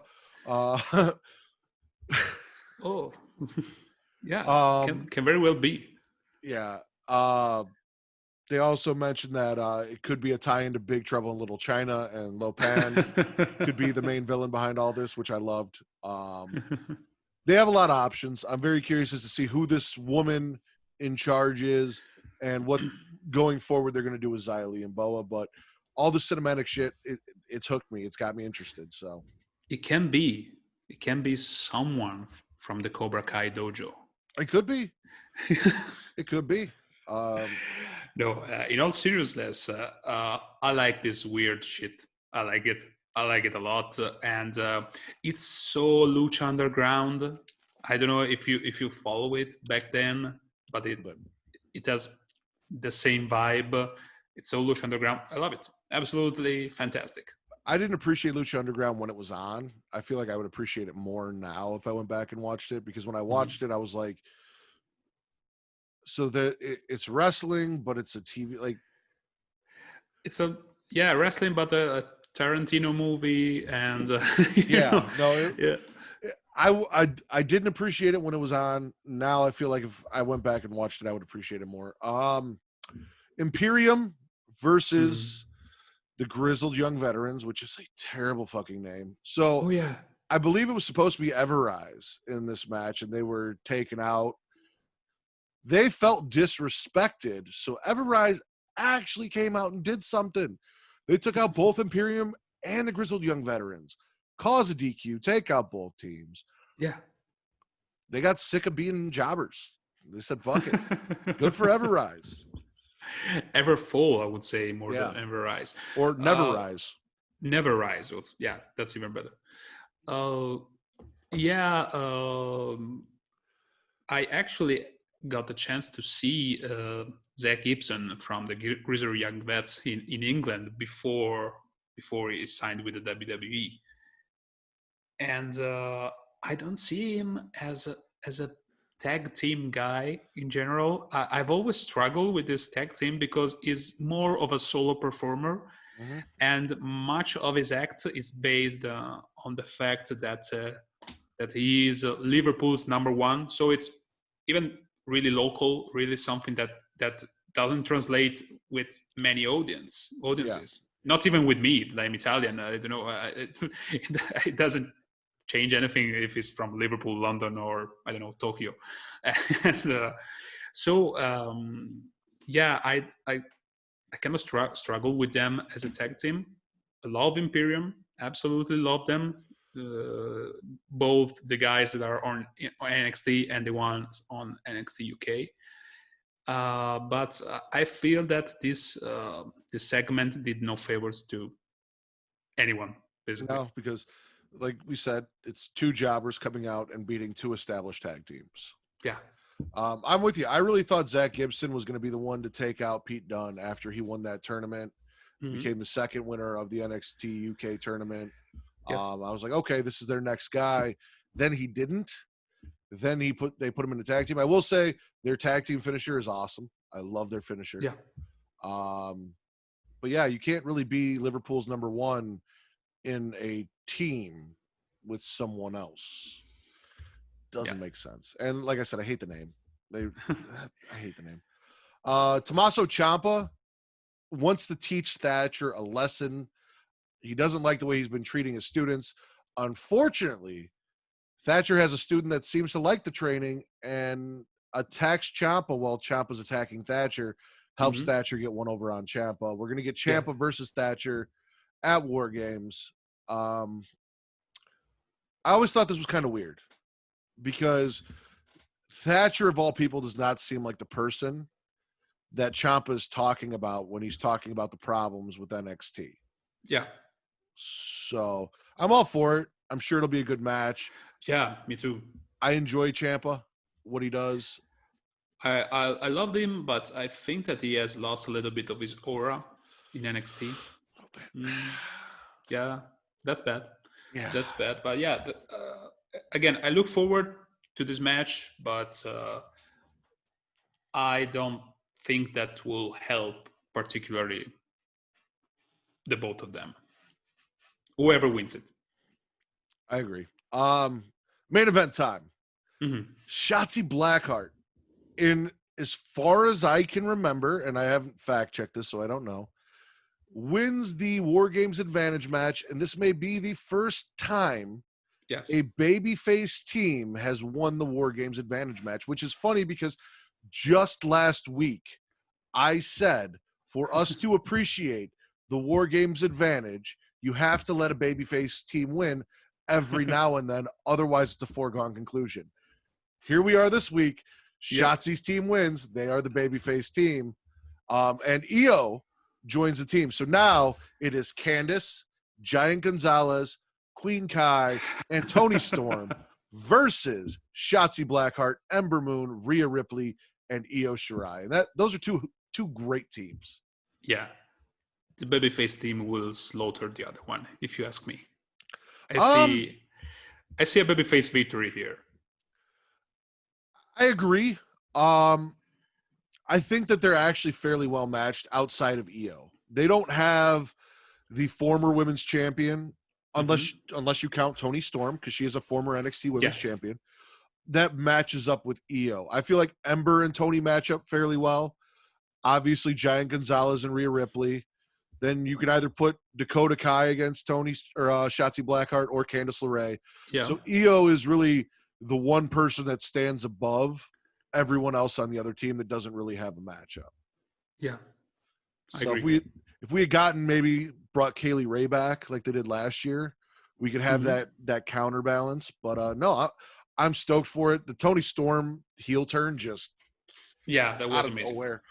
So never saw that coming. She's so thick. NXT, spit or swallow? Oh, spit. Really? Yeah. I feel like they knew that they were going against a really strong AEW episode because of the world title match. So I think that they played safe on many occasions. just add to keep the storylines going, because of course there is a pay-per-view this weekend, but because of it, they played it safe. I mean, it wasn't a bad episode per se, but not something that I would watch again. I will agree. Compared to the show on the other channel, Oh yeah, nothing. But I personally yeah. cannot spit when Shotzi wins. So Shotzi won. Okay. I swallow. Okay. All right, let's get into SmackDown. So basically, we've got an interview with Roman Reigns kicking off the show, and Roman is just berating Kayla Braxton. Like, she asks a question, he's like, "That's a stupid question. We gave you a shot. You're out here, and first question right off the bat, stupid." He's refusing to answer. So then she asks a question about Jay. Same thing. He's like, "Really? Like, Paul went to bat for you. You guys do talking smack. He brought you on here." And again, second question, stupid. Paul, take over. I'm not doing this. Paul Heyman gets on the mic, puts over Jey Uso for everything he's done, the increase in ratings, being in the main event, doing all of these great things he's done. And then Kevin Owens comes out. Kevin Owens wants a match at TLC. He's like, "Bring out the tables, the ladders, the chairs. We can do this. Or we can fight right now." And of course, heel Roman is like, "Nah, you know what? We don't fight when you want to. We fight when I want to." And there's a lady present. So be a grown-up, have some respect. And then as he's walking away, KO says, "I'll grow up when you grow some balls," and calls Roman a bitch. Everything that they're doing with Roman is pure gold. It's the best booking I've seen WWE do since probably, I don't know, 2005 or something like that. It's really, really the best and most consistent booking as well. And they are also elevating Kevin Owens, which is a star in the real sense of the word, but has gotten a little bit lost in the shuffle from here and there, and now is portrayed as a credible contender. I think Roman will win, of course, but they did a good job in re-elevating him to a main event status. I agree 100%. KO feels like he belongs there. He's one of the better people they have on the main roster when it comes to cutting promos. Oh, yeah. He's got the stunner as a finisher, so that, that's something credible. He can hit anywhere, out of nowhere, at any time. I'm all for this. I'm excited for their match. Then we go from, as you said, really good consistent booking. Yep. Bayley versus Natalya.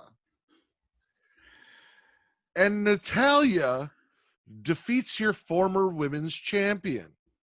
Now, yes, Bianca's out there, and that is a factor, but Natalya beats Bayley. Yeah, that's unexpected, to say the least. I'm not one of the biggest Bayley fans, to be honest. Okay. I am in the extreme minority of people who didn't enjoy her run as champion, but I also say that it is my personal opinion, and I recognize the value of what she has done. So basically, and Natalya, she's a terrific wrestler. I like her a lot, but yeah, at least in my opinion, I like her a lot. But she has never been portrayed as a dominant figure, like never in his almost 15 years career in WWE. So yeah, that was a weird booking choice. Natalya, for me, relies far too heavily on the Hart legacy. Yes. When she is technically a Hart, but she's not the daughter of Bret Hart or Owen Hart. She's the daughter of Jim Neidhart. She relies on, and her mother is a Hart. Her mother, so I'm not taking that away from her. She is a Hart. Her mother is a Hart, but she's not the daughter of Bret Hart, but she uses a variation of Bret Hart's music.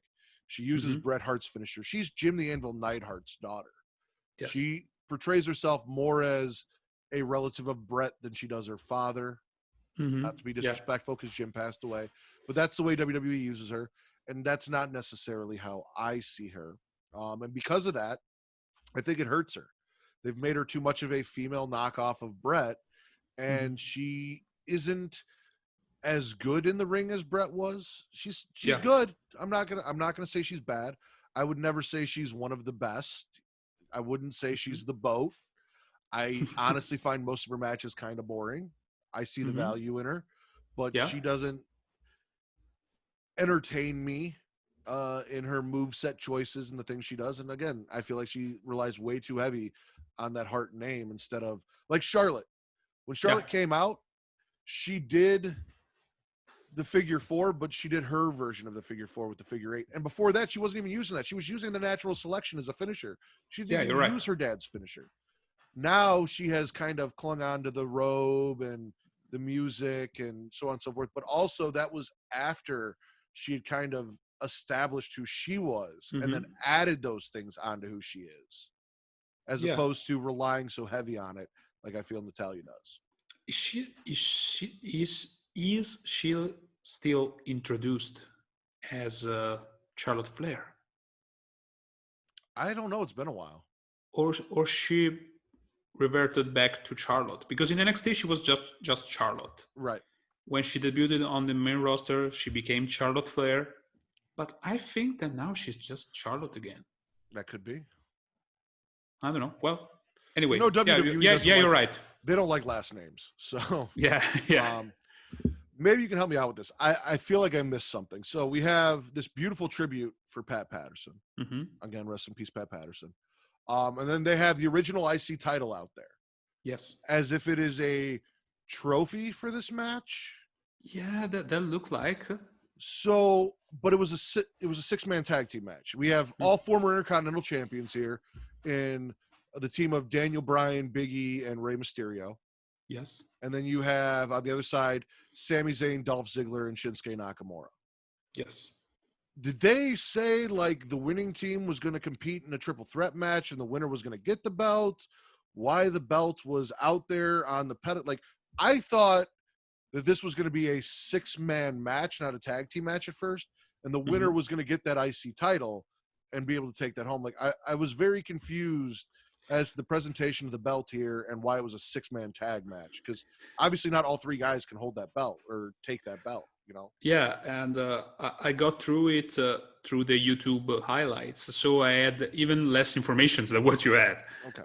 And so it was like, well, yeah, I was confused. For what I was able to see, that was more of an house show match. You know, usually when they close or a dark match even after a Raw or SmackDown, when they close the show, they want to send the crowd home happy, so they have like everybody stun this guy, and that was the case of what I sensed out of this match, especially in the end when Dolph Ziggler was being extra goofy about his selling of the finishers. They had to put over Big E. That was pretty clear to me. Because new music from Wale. The rapper Wale has done his new music. Big E got new music. So shout out to Big E. And because they clearly want to build him as a main event star, which I think he is. Oh, absolutely. Or can be.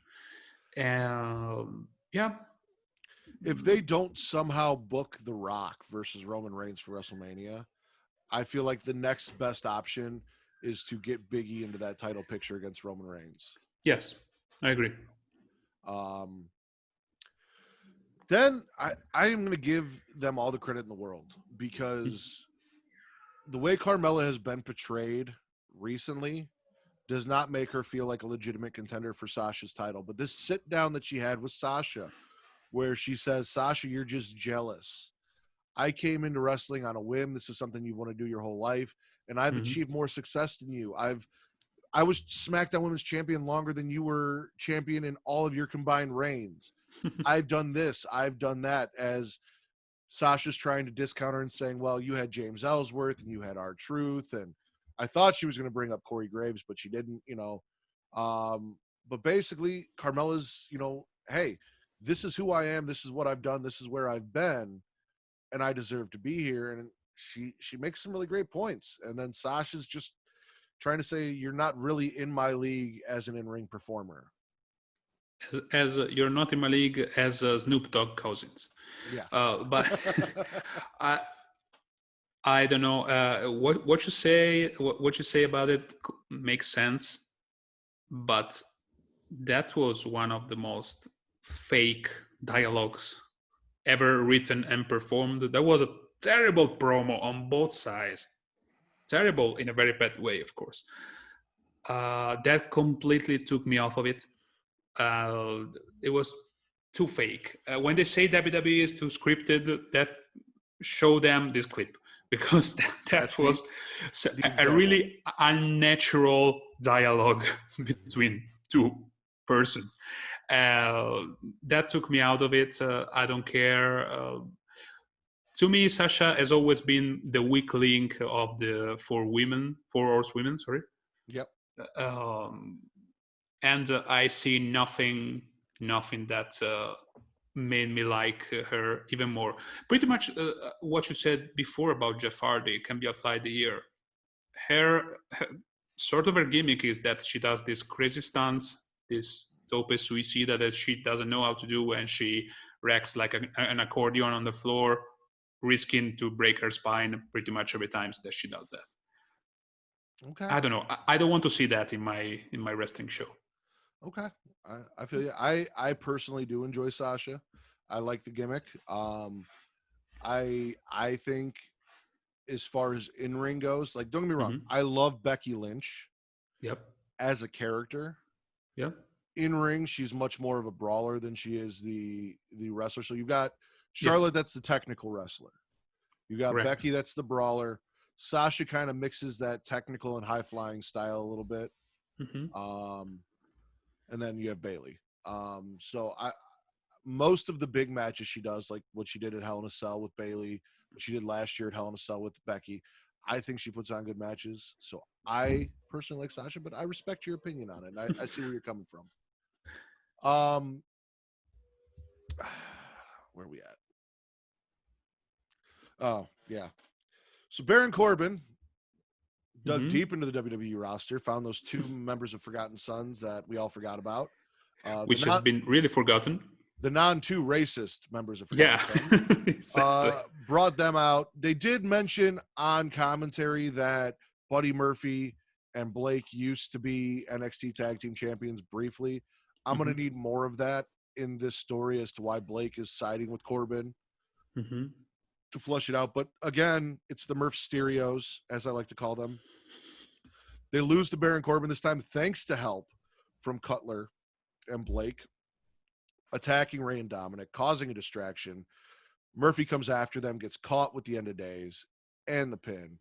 I don't understand why Ray and Dominic need to escort this guy out to the ring. He is a grown man. Yeah, that makes no sense. Why are you guys like? Triple H had a match, and DX would come down, but not every time, not every match. And he was champion. He was leading the faction. Buddy Murphy is not the leader of this group. I'd have to say Rey Mysterio is. Why are they coming down and you've got three people at ringside for all of his matches? Now, I appreciate them bringing in Cutler and Blake to kind of even the odds a little bit. I'm curious to see if they're going to get a female to offset Aaliyah in this. Yeah. But they've really run my patience out with Buddy Murphy and the Mysterios at this point. And there are rumors that they're going to do a wedding. No. Don't do that. Don't fucking do that. I don't like wrestling weddings in general, especially if you clearly said in storyline that basically those two just started dating. So it's not. Well, that's what I'm saying. Like, it's been a month and they're going to get married. Yeah. Like, yeah. Come on. Then we have the Street Profits doing Street Profits thing backstage, hyping up stuff. Bobby Roode comes in to stake his claim at the tag team titles. Cesaro comes in and says, hey, you're new here. You just got drafted. This is our tag division. So they're both telling the Street Profits, hey, we want the titles. We want to be here. which is good because I completely forgot that Shinsuke and Cesaro were a tag team, especially with Shinsuke being in the 6-man tag with other people and Cesaro not being there. Yeah. So at least we got it. Yeah. And then we do our main event. Mm-hmm. Again, storytelling's fantastic. It starts off as a handicap match. It's Jay versus Otis and Kevin Owens. Yes. Until Roman Reigns feels like Jay has put in enough work for him to come down and join the match. We also have Roman, as Jay is about to get the win and win the match, tell him, get off the top rope and tag me in. I finish the matches, not you. This leads to Jay getting hit with a stunner, Roman Reigns coming in, putting a chokehold on Jay, and the ref throwing the match out. Now, I do have a couple issues here. Yep. During the match, Roman went outside with Kevin Owens, Mm-hmm. tore apart the steel steps, and beat Kevin Owens with the steel steps. Yeah. How is that not a DQ? I know commentary said, oh, well, they weren't the legal guys. But I'm fairly certain that in a normal tag team match, if I just went under the ring and grabbed, and I'm on the apron, I get off, I go and I grab a steel chair, and I just start beating up the other guy who's not the legal man in the match outside the ring, like that's not okay. Yeah. It's just Totally. something you can do. And WWE likes to pretend that the steel steps, which are used a lot, aren't foreign objects. And most of the time, if you're whipping someone into it, I'm fine with it. But when he literally picks them up and starts pummeling someone with them, at that point, I'm like, that's a DQ. Yeah. Neither here nor there. Then the Roman comes in, breaks up the pin, throws a choke on Kevin Owens. The ref doesn't count. The ref doesn't tell Roman, hey, get off him, get out. He sees it and he immediately throws the match out. And I'm like, what happened? I thought they have like 5 seconds to get back out of the ring. Like, there are rules here. What the fuck are we doing? The rules, it is, I think, a couple of months ago, I tweeted out this thing that what do you want to see more in your wrestling? I want to see more respecting the rules, because that, conversely, will mean much more when they break them. Yeah.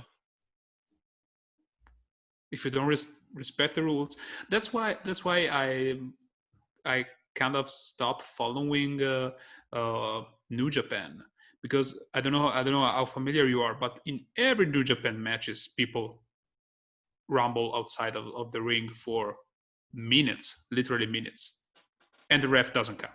Mm-hmm. You know, like literally every match that happens, every match. So, yeah. And I don't know if that's a New Japan thing, if they have a 10 count New Japan or not. I am not very familiar with New Japan. I have my little bubble of WWE and AEW that I stick to. Though, after Roman and Jay beat down KO with chairs, Roman then decides to beat Jay with chairs because, hey, you didn't listen. I told you to tag out. You didn't tag out. That's paddling. That was a genius move. SmackDown spit or swallow. Absolutely swallow. Just because of this last sentence that you said. Mm-hmm. So fucking amazing. I'm with you on that. I'm going to swallow as well. But what I was alluding to was on AEW. Yeah. Which is where we are finally at. So we were talking about the 10 count outside of the ring and it being a culture thing and me not following New Japan and me being in my little WWE AEW bubble. Yep. There's a little bit of a crossover that we're going to talk about here that's going to get me to go and watch another promotion that I've tried to watch before and I haven't necessarily enjoyed, but I'm going to give another chance because of this. So let's get into AEW. We kick it off with the Diamond Battle Royal. This is actually it's a really cool, but I don't think fully fleshed out idea. So I don't understand what the ring represents, the diamond ring. Yeah, the diamond ring is worth $50,000 and okay. It's not defended. It doesn't get you a title match. Yeah. It's just a diamond ring. And I also feel like it had a little bit more prominence when Diamond Dallas Page was there because it's Yeah. the Diamond Ring. But having everyone start outside of the ring, bum rush in the ring, battle, and then do your typical elimination battle royal from that. Very entertaining. We have a few things here. We have Shawn Spears and Scorpio Sky not getting in immediately and staring each other down. Yeah. After Spears does get eliminated, he loads the glove up and hits Spears with the loaded glove, allowing Spears to get eliminated. We have the Dark Order saving Hangman. Please do not put Hangman Page in the Dark Order. Please do not do that. Yeah. I can't. I agree. I can't. I agree. Don't fucking do that. But they do save him. He flips outside the ring. They catch him like he's at a rock concert. They body surf him back into the ring. He's saved. And then you've got Wardlow, who is basically the bodyguard of both Sammy and MJF, standing there, blocking the way. Miro goes on a tear during the match, eliminating everyone, looking like a straight-up monster. He took out Orange Cassidy for eliminating Kip Sabian. Then, after Miro is eliminated, after going toe-to-toe with Wardlow, and MJF eliminates Sammy Guevara, we find out that MJF, being the last guy left, isn't really the last guy. Well, I'm sorry, it's MJF and Wardlow are the last two. Yes. Orange Cassidy's still in the match. Orange comes in, eliminates Wardlow. So now, fighting for the Diamond Dozen battle or Diamond Dozen ring or the Diamond Ring. Yeah. We're going to get Orange Cassidy versus MJF. And I'm all for that. Yeah. Yeah. I think that this Battle Royal did a good job in setting up many storylines. That did a good job. I'm not particularly interested in seeing MJF again competing for that ring 2 years in a row. But yeah, let's say so far so good. I agree. I'd like to see them put something on Orange Cassidy, even if it's a ring that doesn't get him anything. It's an accolade to give him because he is one of the standout stars of AEW since this corporation has started. So, yeah, totally. Let's put something on him. You're gonna have to. So, as I said, I'm not a huge AEW guy. I watch AEW after NXT, so unfortunately, a lot of things got spoiled for me. Oh yeah. So I knew a lot of stuff was coming, but I had no interest in watching Jericho versus Kazarian. It was on demand. I fast forwarded through the majority of the match. Like, don't get me wrong, they're both fantastic wrestlers, but there was no story here to hook me. Yeah, it was a filler match. It was a filler match. Until the end, when MJF and Sammy and Wardlow come out. MJF has the towel. It looks like he's going to throw it in. Sammy stops him. And then Jericho sees Sammy with the towel, planting some seeds of dissension as if MJF is trying to, manipulate Sammy into getting himself kicked out of the inner circle, which I really enjoy. After the match, the inner circle breaks down. They start pushing and fighting. You got Wardlow and Hager, all of this stuff going on because Sammy shoved MJF because MJF was celebrating with Jericho after his win. Jericho says, next week we're having an ultimatum. Either you guys can work together or we're breaking up the inner circle forever. And it seems a little early for that. Yeah. In a recent interview, Chris Jericho said that he prided himself because of the inner circle lasting for 1 year, 1 year long without having any seed planted of this faction, this banding. And now we are in a month, basically, we've seen everything fall apart. It's kind of cool. In a way, it's kind of cool. He spoke it into existence. And we know that Jericho always tricks the audience. He's always working the fans. So probably him saying that in that interview, which was, if I recall correctly, with Chris Van Fleet, which he knows is the number one guy to go for wrestling interviews. That's probably for now until Frank Mandolini takes over. There we go. That's that probably, I think that probably he was working us. And I feel, I agree with you that it is probably a little bit rushed, but I'm enjoying the story. Yeah, I will agree with that. I really do like the MJF Sammy Guevara dynamic, because Sammy was basically Jericho's apprentice. He was Jericho's guy. Yes. He was, Hager's the muscle. You've got the Yep. tag team, even though now Jericho and Hager are a tag team, which I don't want to get started on. But Sammy was that apprentice to Jericho. Now here comes MJF, who's a little more like Jericho in personality and the way he handles things. And he's kind of sliding into Sammy's spot, and Sammy is not happy about it and doesn't really know how to go about it. And he's shooting himself in the foot more than he's helping himself, and trying to show Jericho that, hey, this guy's on some bullshit. So yeah, I'm with it. We got a Young Bucks interview. This was so I am not interested whatsoever in the Young Bucks versus the Hybrid 2, because I do not give two shits about the Hybrid 2. AEW is not giving me a reason to care about the Hybrid 2. I hear that they were fantastic in Lucha Underground, and they were fantastic on the Indies, and this and that, and all that's great, but I didn't see any of that. I see what AEW gives me, and AEW hasn't given me a reason to care about these guys. So after the Young Bucks tell Alex Marvez, hey, didn't we kick you, blah blah blah blah, this and that. Mm-hmm. Yeah. They say that they're going to have this match with the Hybrid 2, and if the Hybrid 2 win, they'll get a title shot. And then the Acclaimed appear. Yeah. And the Acclaimed are here. They're rapping on the Young Bucks a little bit, kind of getting under their skin before TH2 comes in and jumps them. And then right off of,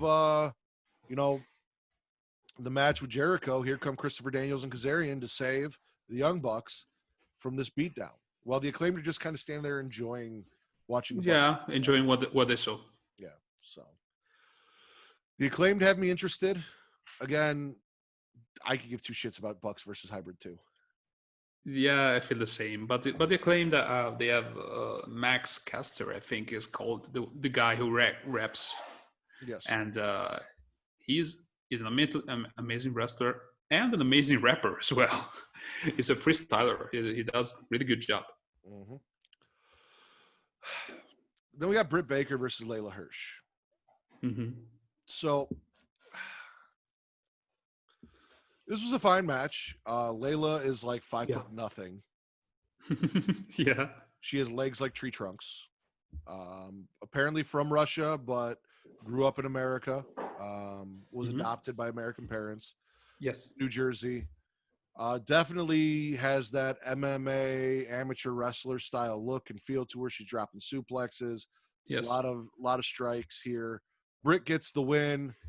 And then, and this is why this is the part of AEW that I enjoy, is this interaction with the NWA, this interaction with Impact Wrestling, this interaction with having Jon Moxley still be a champion over in New Japan. I believe he's still U.S. champion. Yes, yeah, he is the U.S. champion. Interactions with these companies, this is where they draw me in. So here comes Thunder Rosa, who's pissed off that Britt Baker cost her NWA title shot, attacking Britt Baker. The refs can't seem to tear them apart. Yeah. Even though Britt Baker isn't my favorite in-ring competitor, likewise. I still want to see her and Thunder Rosa go at it, and I want to see Thunder Rosa beat her ass. Yeah, what you said, basically. I agree every word, and also they are making this effort to create new stars, and I'm not talking about Thunder Rosa, because she came there.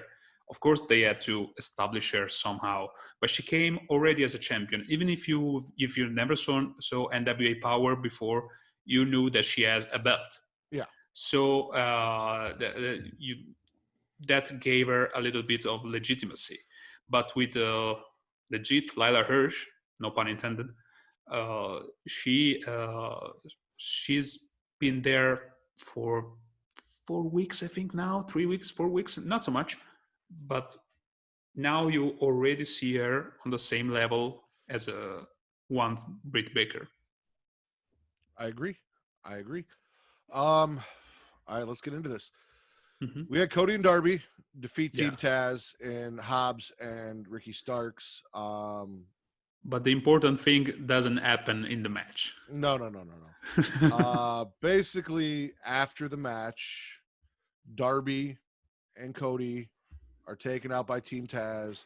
Brian Cage comes out. They're cleaning house. And then Sting returns to TNT for the first time since his final match on TNT in 2001. So let me ask you this. There's a lot of mixed emotions about this, with Sting being 61, with reports that they showed that he's elite and he has a win-loss record, so he may be used in matches. The aspect that WWE didn't clear him to wrestle, now he's going to AEW. How do you feel about Sting in his debut and going forward having matches? First of all, I do not give a crap of all of the opinions. He should wrestle, he should not wrestle, he should. I think that they are smart enough to let them do not that much physical activity, but just that little bit that you need to legitimize his presence.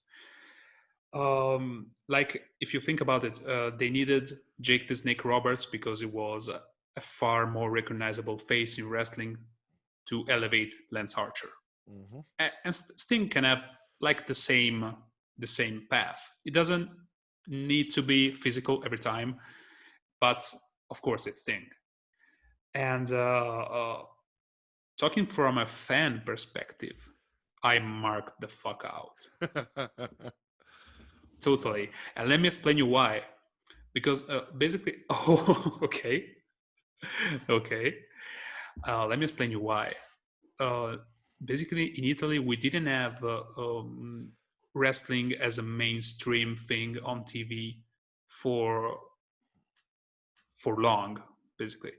There were three main periods of mainstream TV wrestling.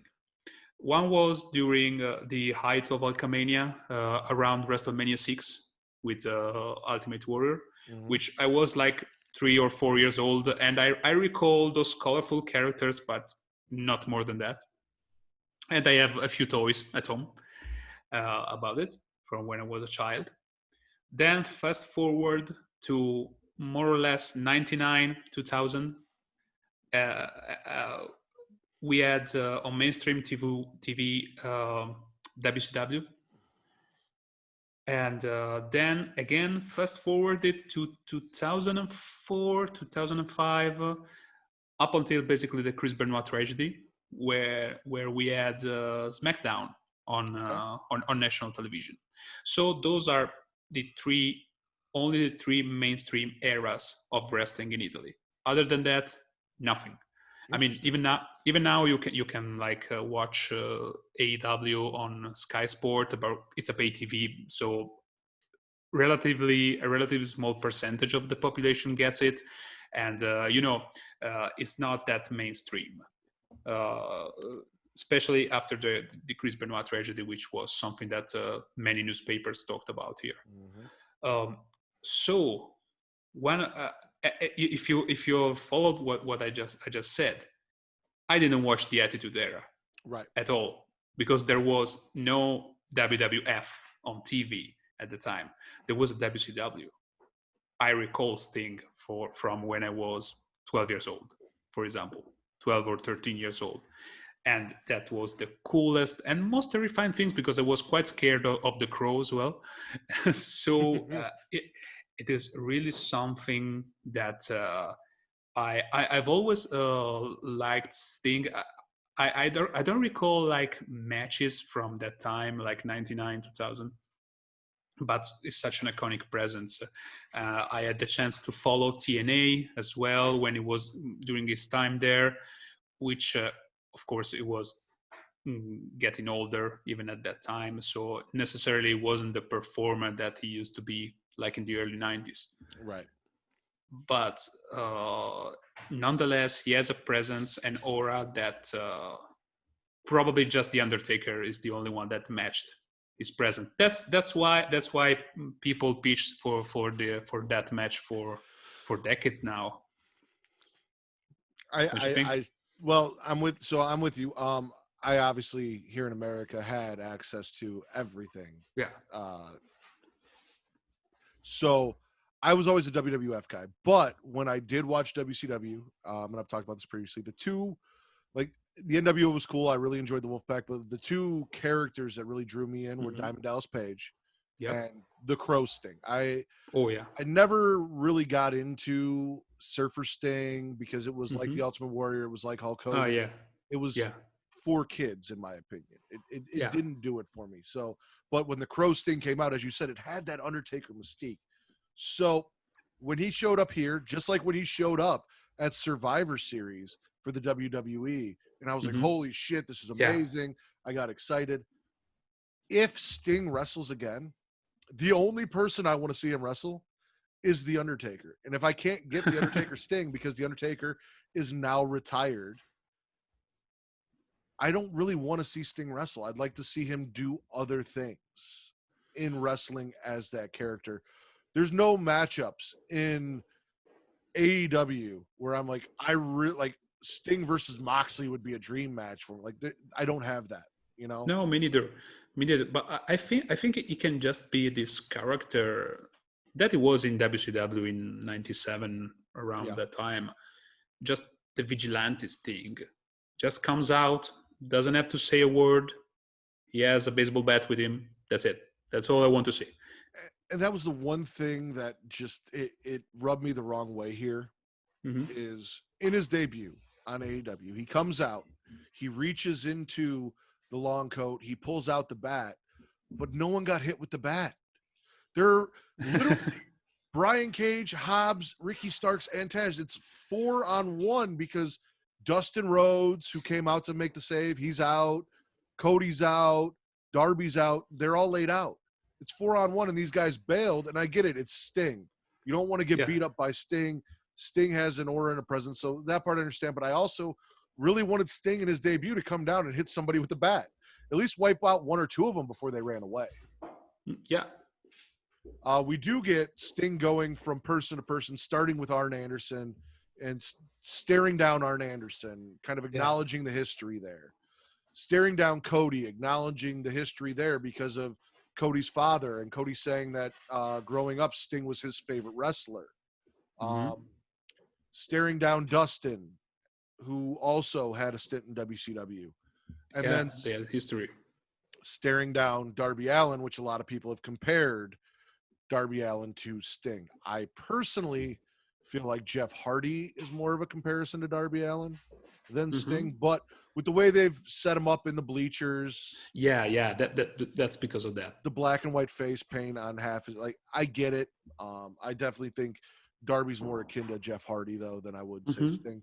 I'm interested to see where this goes. It was a really cool moment, even though it got spoiled for me on Twitter and on Facebook, which, by the way, if you go to facebook.com/group/SmackinItRaw, we have a group chat there, and I am going to do a better job of making sure that the spoilers stay in the chats and out of the feed. There's a reason why we have chats, ladies and gentlemen. I get it. It was exciting. It was cool. Keep it, because some of us don't watch AEW live. Anyway, we go from that to our main event, which is the other huge talking point. Yep. Mox versus Kenny Omega.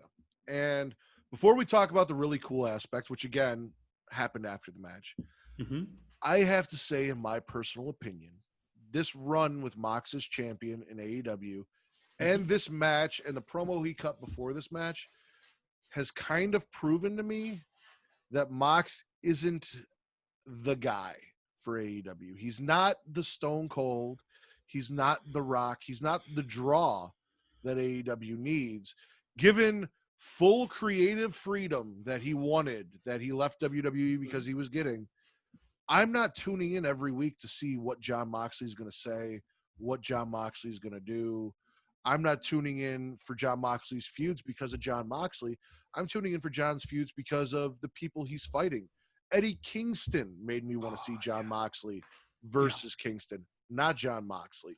Kenny Omega, who I'm not even that big of a fan of until Mm-hmm. recently, makes me want to see Omega versus Moxley, not John Moxley. Yeah. I'm quite sad, but I have to agree with you. I had this feeling distinctively during his 2016 run as a WWE champion that he was much better chasing the title than actually holding it. And when he started in AEW, I thought to myself, okay, let's see if things change a little bit here. I was hoping for that, but no. My gut feeling here is that he is much better at chasing the title than actually holding it. At moment, there were some moments that he made me care when he did like a couple of promos, but it's not something that constantly has you on the edge of your seat. And you said it you said it better when you said Eddie Kingston did that. He was like such a magnet for attention. I knew from day one that Eddie Kingston wasn't going to win the title, but he made me believe that could have been possible. Moxley, I don't know. I feel bad saying that, but yeah, he's not a good champion. And it is what it is. Like I said, he said he wanted to leave WWE because he didn't like the creative they gave him. He wanted freedom, and he got it. He came to AEW. He got all of the creative freedom in the world, was able to cut his own promos, do everything he needed to do, and he didn't hook me as a guy that I wanted to tune in to see every week. There are other people in the company that have hooked me that I'm like, okay, these are the people in AEW I want to come watch the show to see. John isn't one of them. But let's get into the match. So basically, we've got Don Callis, who is a part owner of Impact. Yeah, he's the EVP. EVP. Lifelong friend of Kenny Omega, who is the EVP. Yeah. of AEW Wrestling. And also lifelong friend of Chris Jericho. He's here because of his relationship. They're basically family, he says. Kenny wanted him here to see him win the title. And there's one point where Kenny goes down outside the ring and the refs are checking on him. And a frustrated Moxley throws the refs aside, drags Kenny in the ring, starts beating him down. And then here comes Don Callis to get the refs' attention, be like, hey, he's not okay. Something happened. Get Moxley off him. Moxley hits him, knocks him down, and he conveniently just drops the microphone in a way that Kenny is able to pick it up. He is able to pop Moxley in the head with it. This allows him to get the win. When Callis goes down, he's got a little rose on his chest that goes everywhere. Petals are lying all over the floor. Kenny gets the 1, 2, 3, and then Don Callis and Kenny run out of the arena. They run past Tony Khan. They run past interviewers. They run past wrestlers. Tony Khan even gets up out of his seat like, what the hell's going on? Yeah. They get outside into the parking lot. They get into a car. Alex Marvez catches up and he says, hey, what's going on? Like, what is this? And he says, you can find out on Tuesday. Don Callis says, you can find out on Tuesday. And Alex Marvez is like, but Dynamite's on Wednesday. He goes, no, you can find out on Tuesday on Impact. Wow. That shit was amazing. That's what that comes from someone, as I said before, someone coming from a country who doesn't have really rich history about wrestling. But that's what wrestling should be, in my opinion. And if I'm not mistaken, because I've studied a little bit about this topic, it is how wrestling used to be during the territory days. So basically you had, like, at the time you had one world champion that was touring the various territories. And even though now it's not exactly like that, there's not just one world champion, but we are seeing all of those different pieces of the puzzle coming together finally. We see the NWA, as you said before, through Thunder Rosa. We are now seeing this cooperation between Impact, which started quite a few weeks back with the first interviews of Don Callis, and now you have one world champion traveling to another territory, if you know what I mean. And fans around the world are buzzing about it, fantasizing, fantasy booking matches. I did it myself. Fucking hell, I did it myself. I immediately thought of the possibility of having Thunder Rosa, which is NWA, but she appears on AEW, versus Killer Kelly, which we've seen her in Impact in the last couple of weeks. She's if you're not, I don't know if you're familiar or not. She's a Portuguese wrestler, and she was part of NXT UK. Yes, I'm an avid NXT UK watcher. So. Oh yeah, so you know her. She's a killer by definition, not just by name. She, like Tegan Knox, is a big fan of Kane and kind of styles herself after Kane.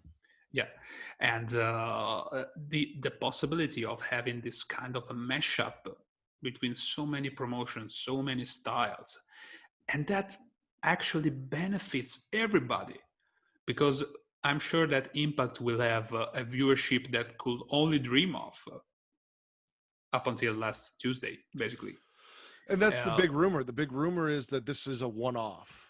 But if Impact pops a big number because of this, if it's beneficial going forward for AEW and Impact Wrestling, along with, like you said, the NWA, possibly New Japan, because we know New Japan and Impact have a relationship. Mm-hmm. So this, along with the somewhat relationship that New Japan already has with at least members of AEW. Yes. You know, John Moxley being a champion in New Japan, so on and so forth. As you said, like in the Attitude Era, we always wanted to see WWF versus WCW.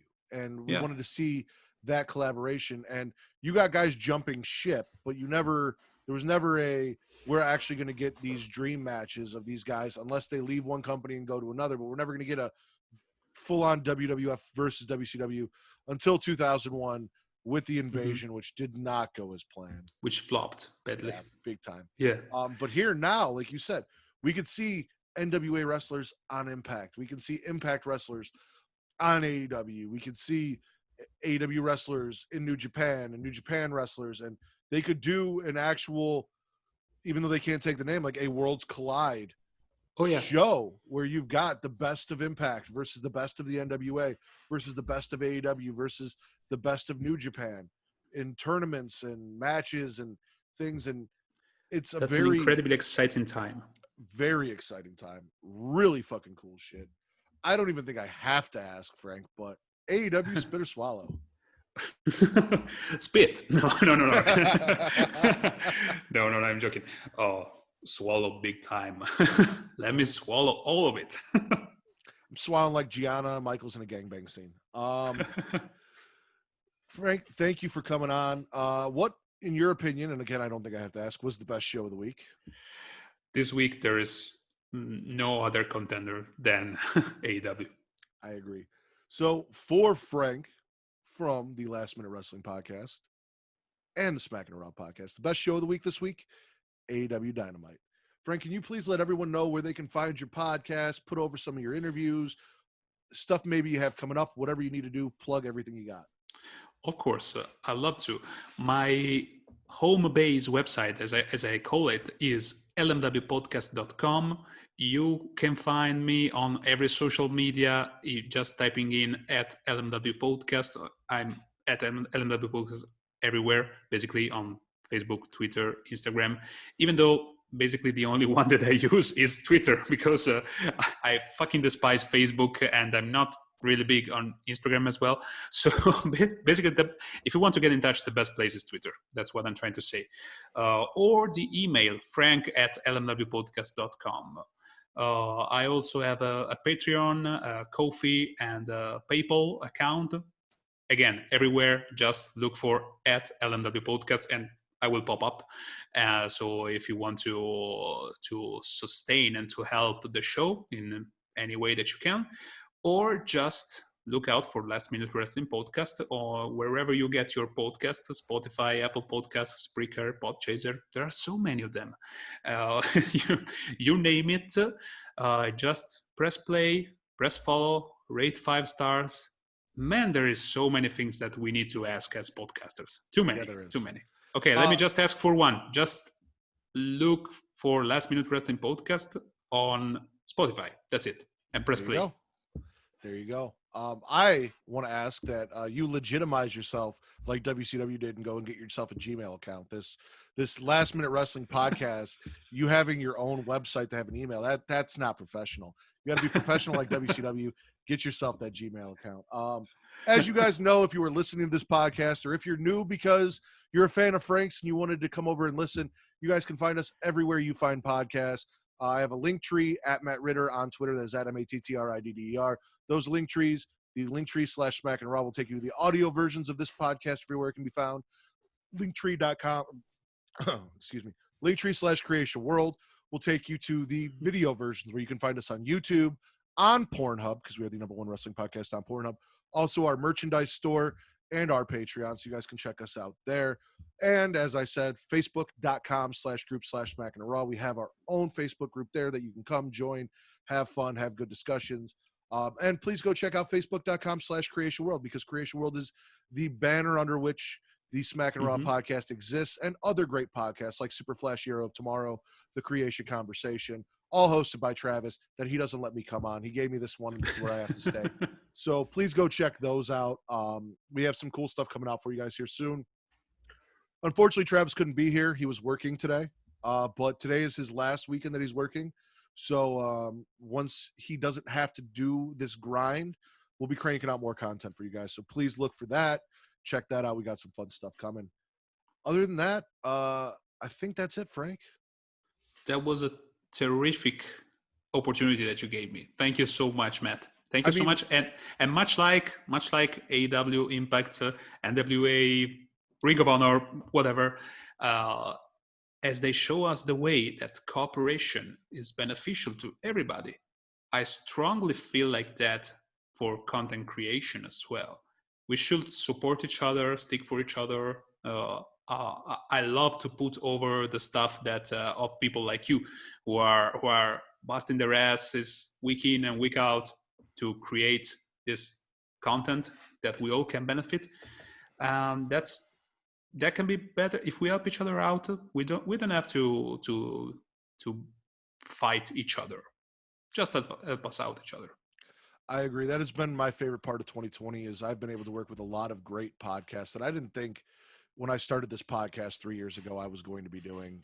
You, someone who has worked with RVD and Veda Scott, the Dead Ass Girls, Those Wrestling Girls, Smacked Raw podcast, A Kenny for Your Thoughts, Young Kings Wrestling, all of these great podcasts.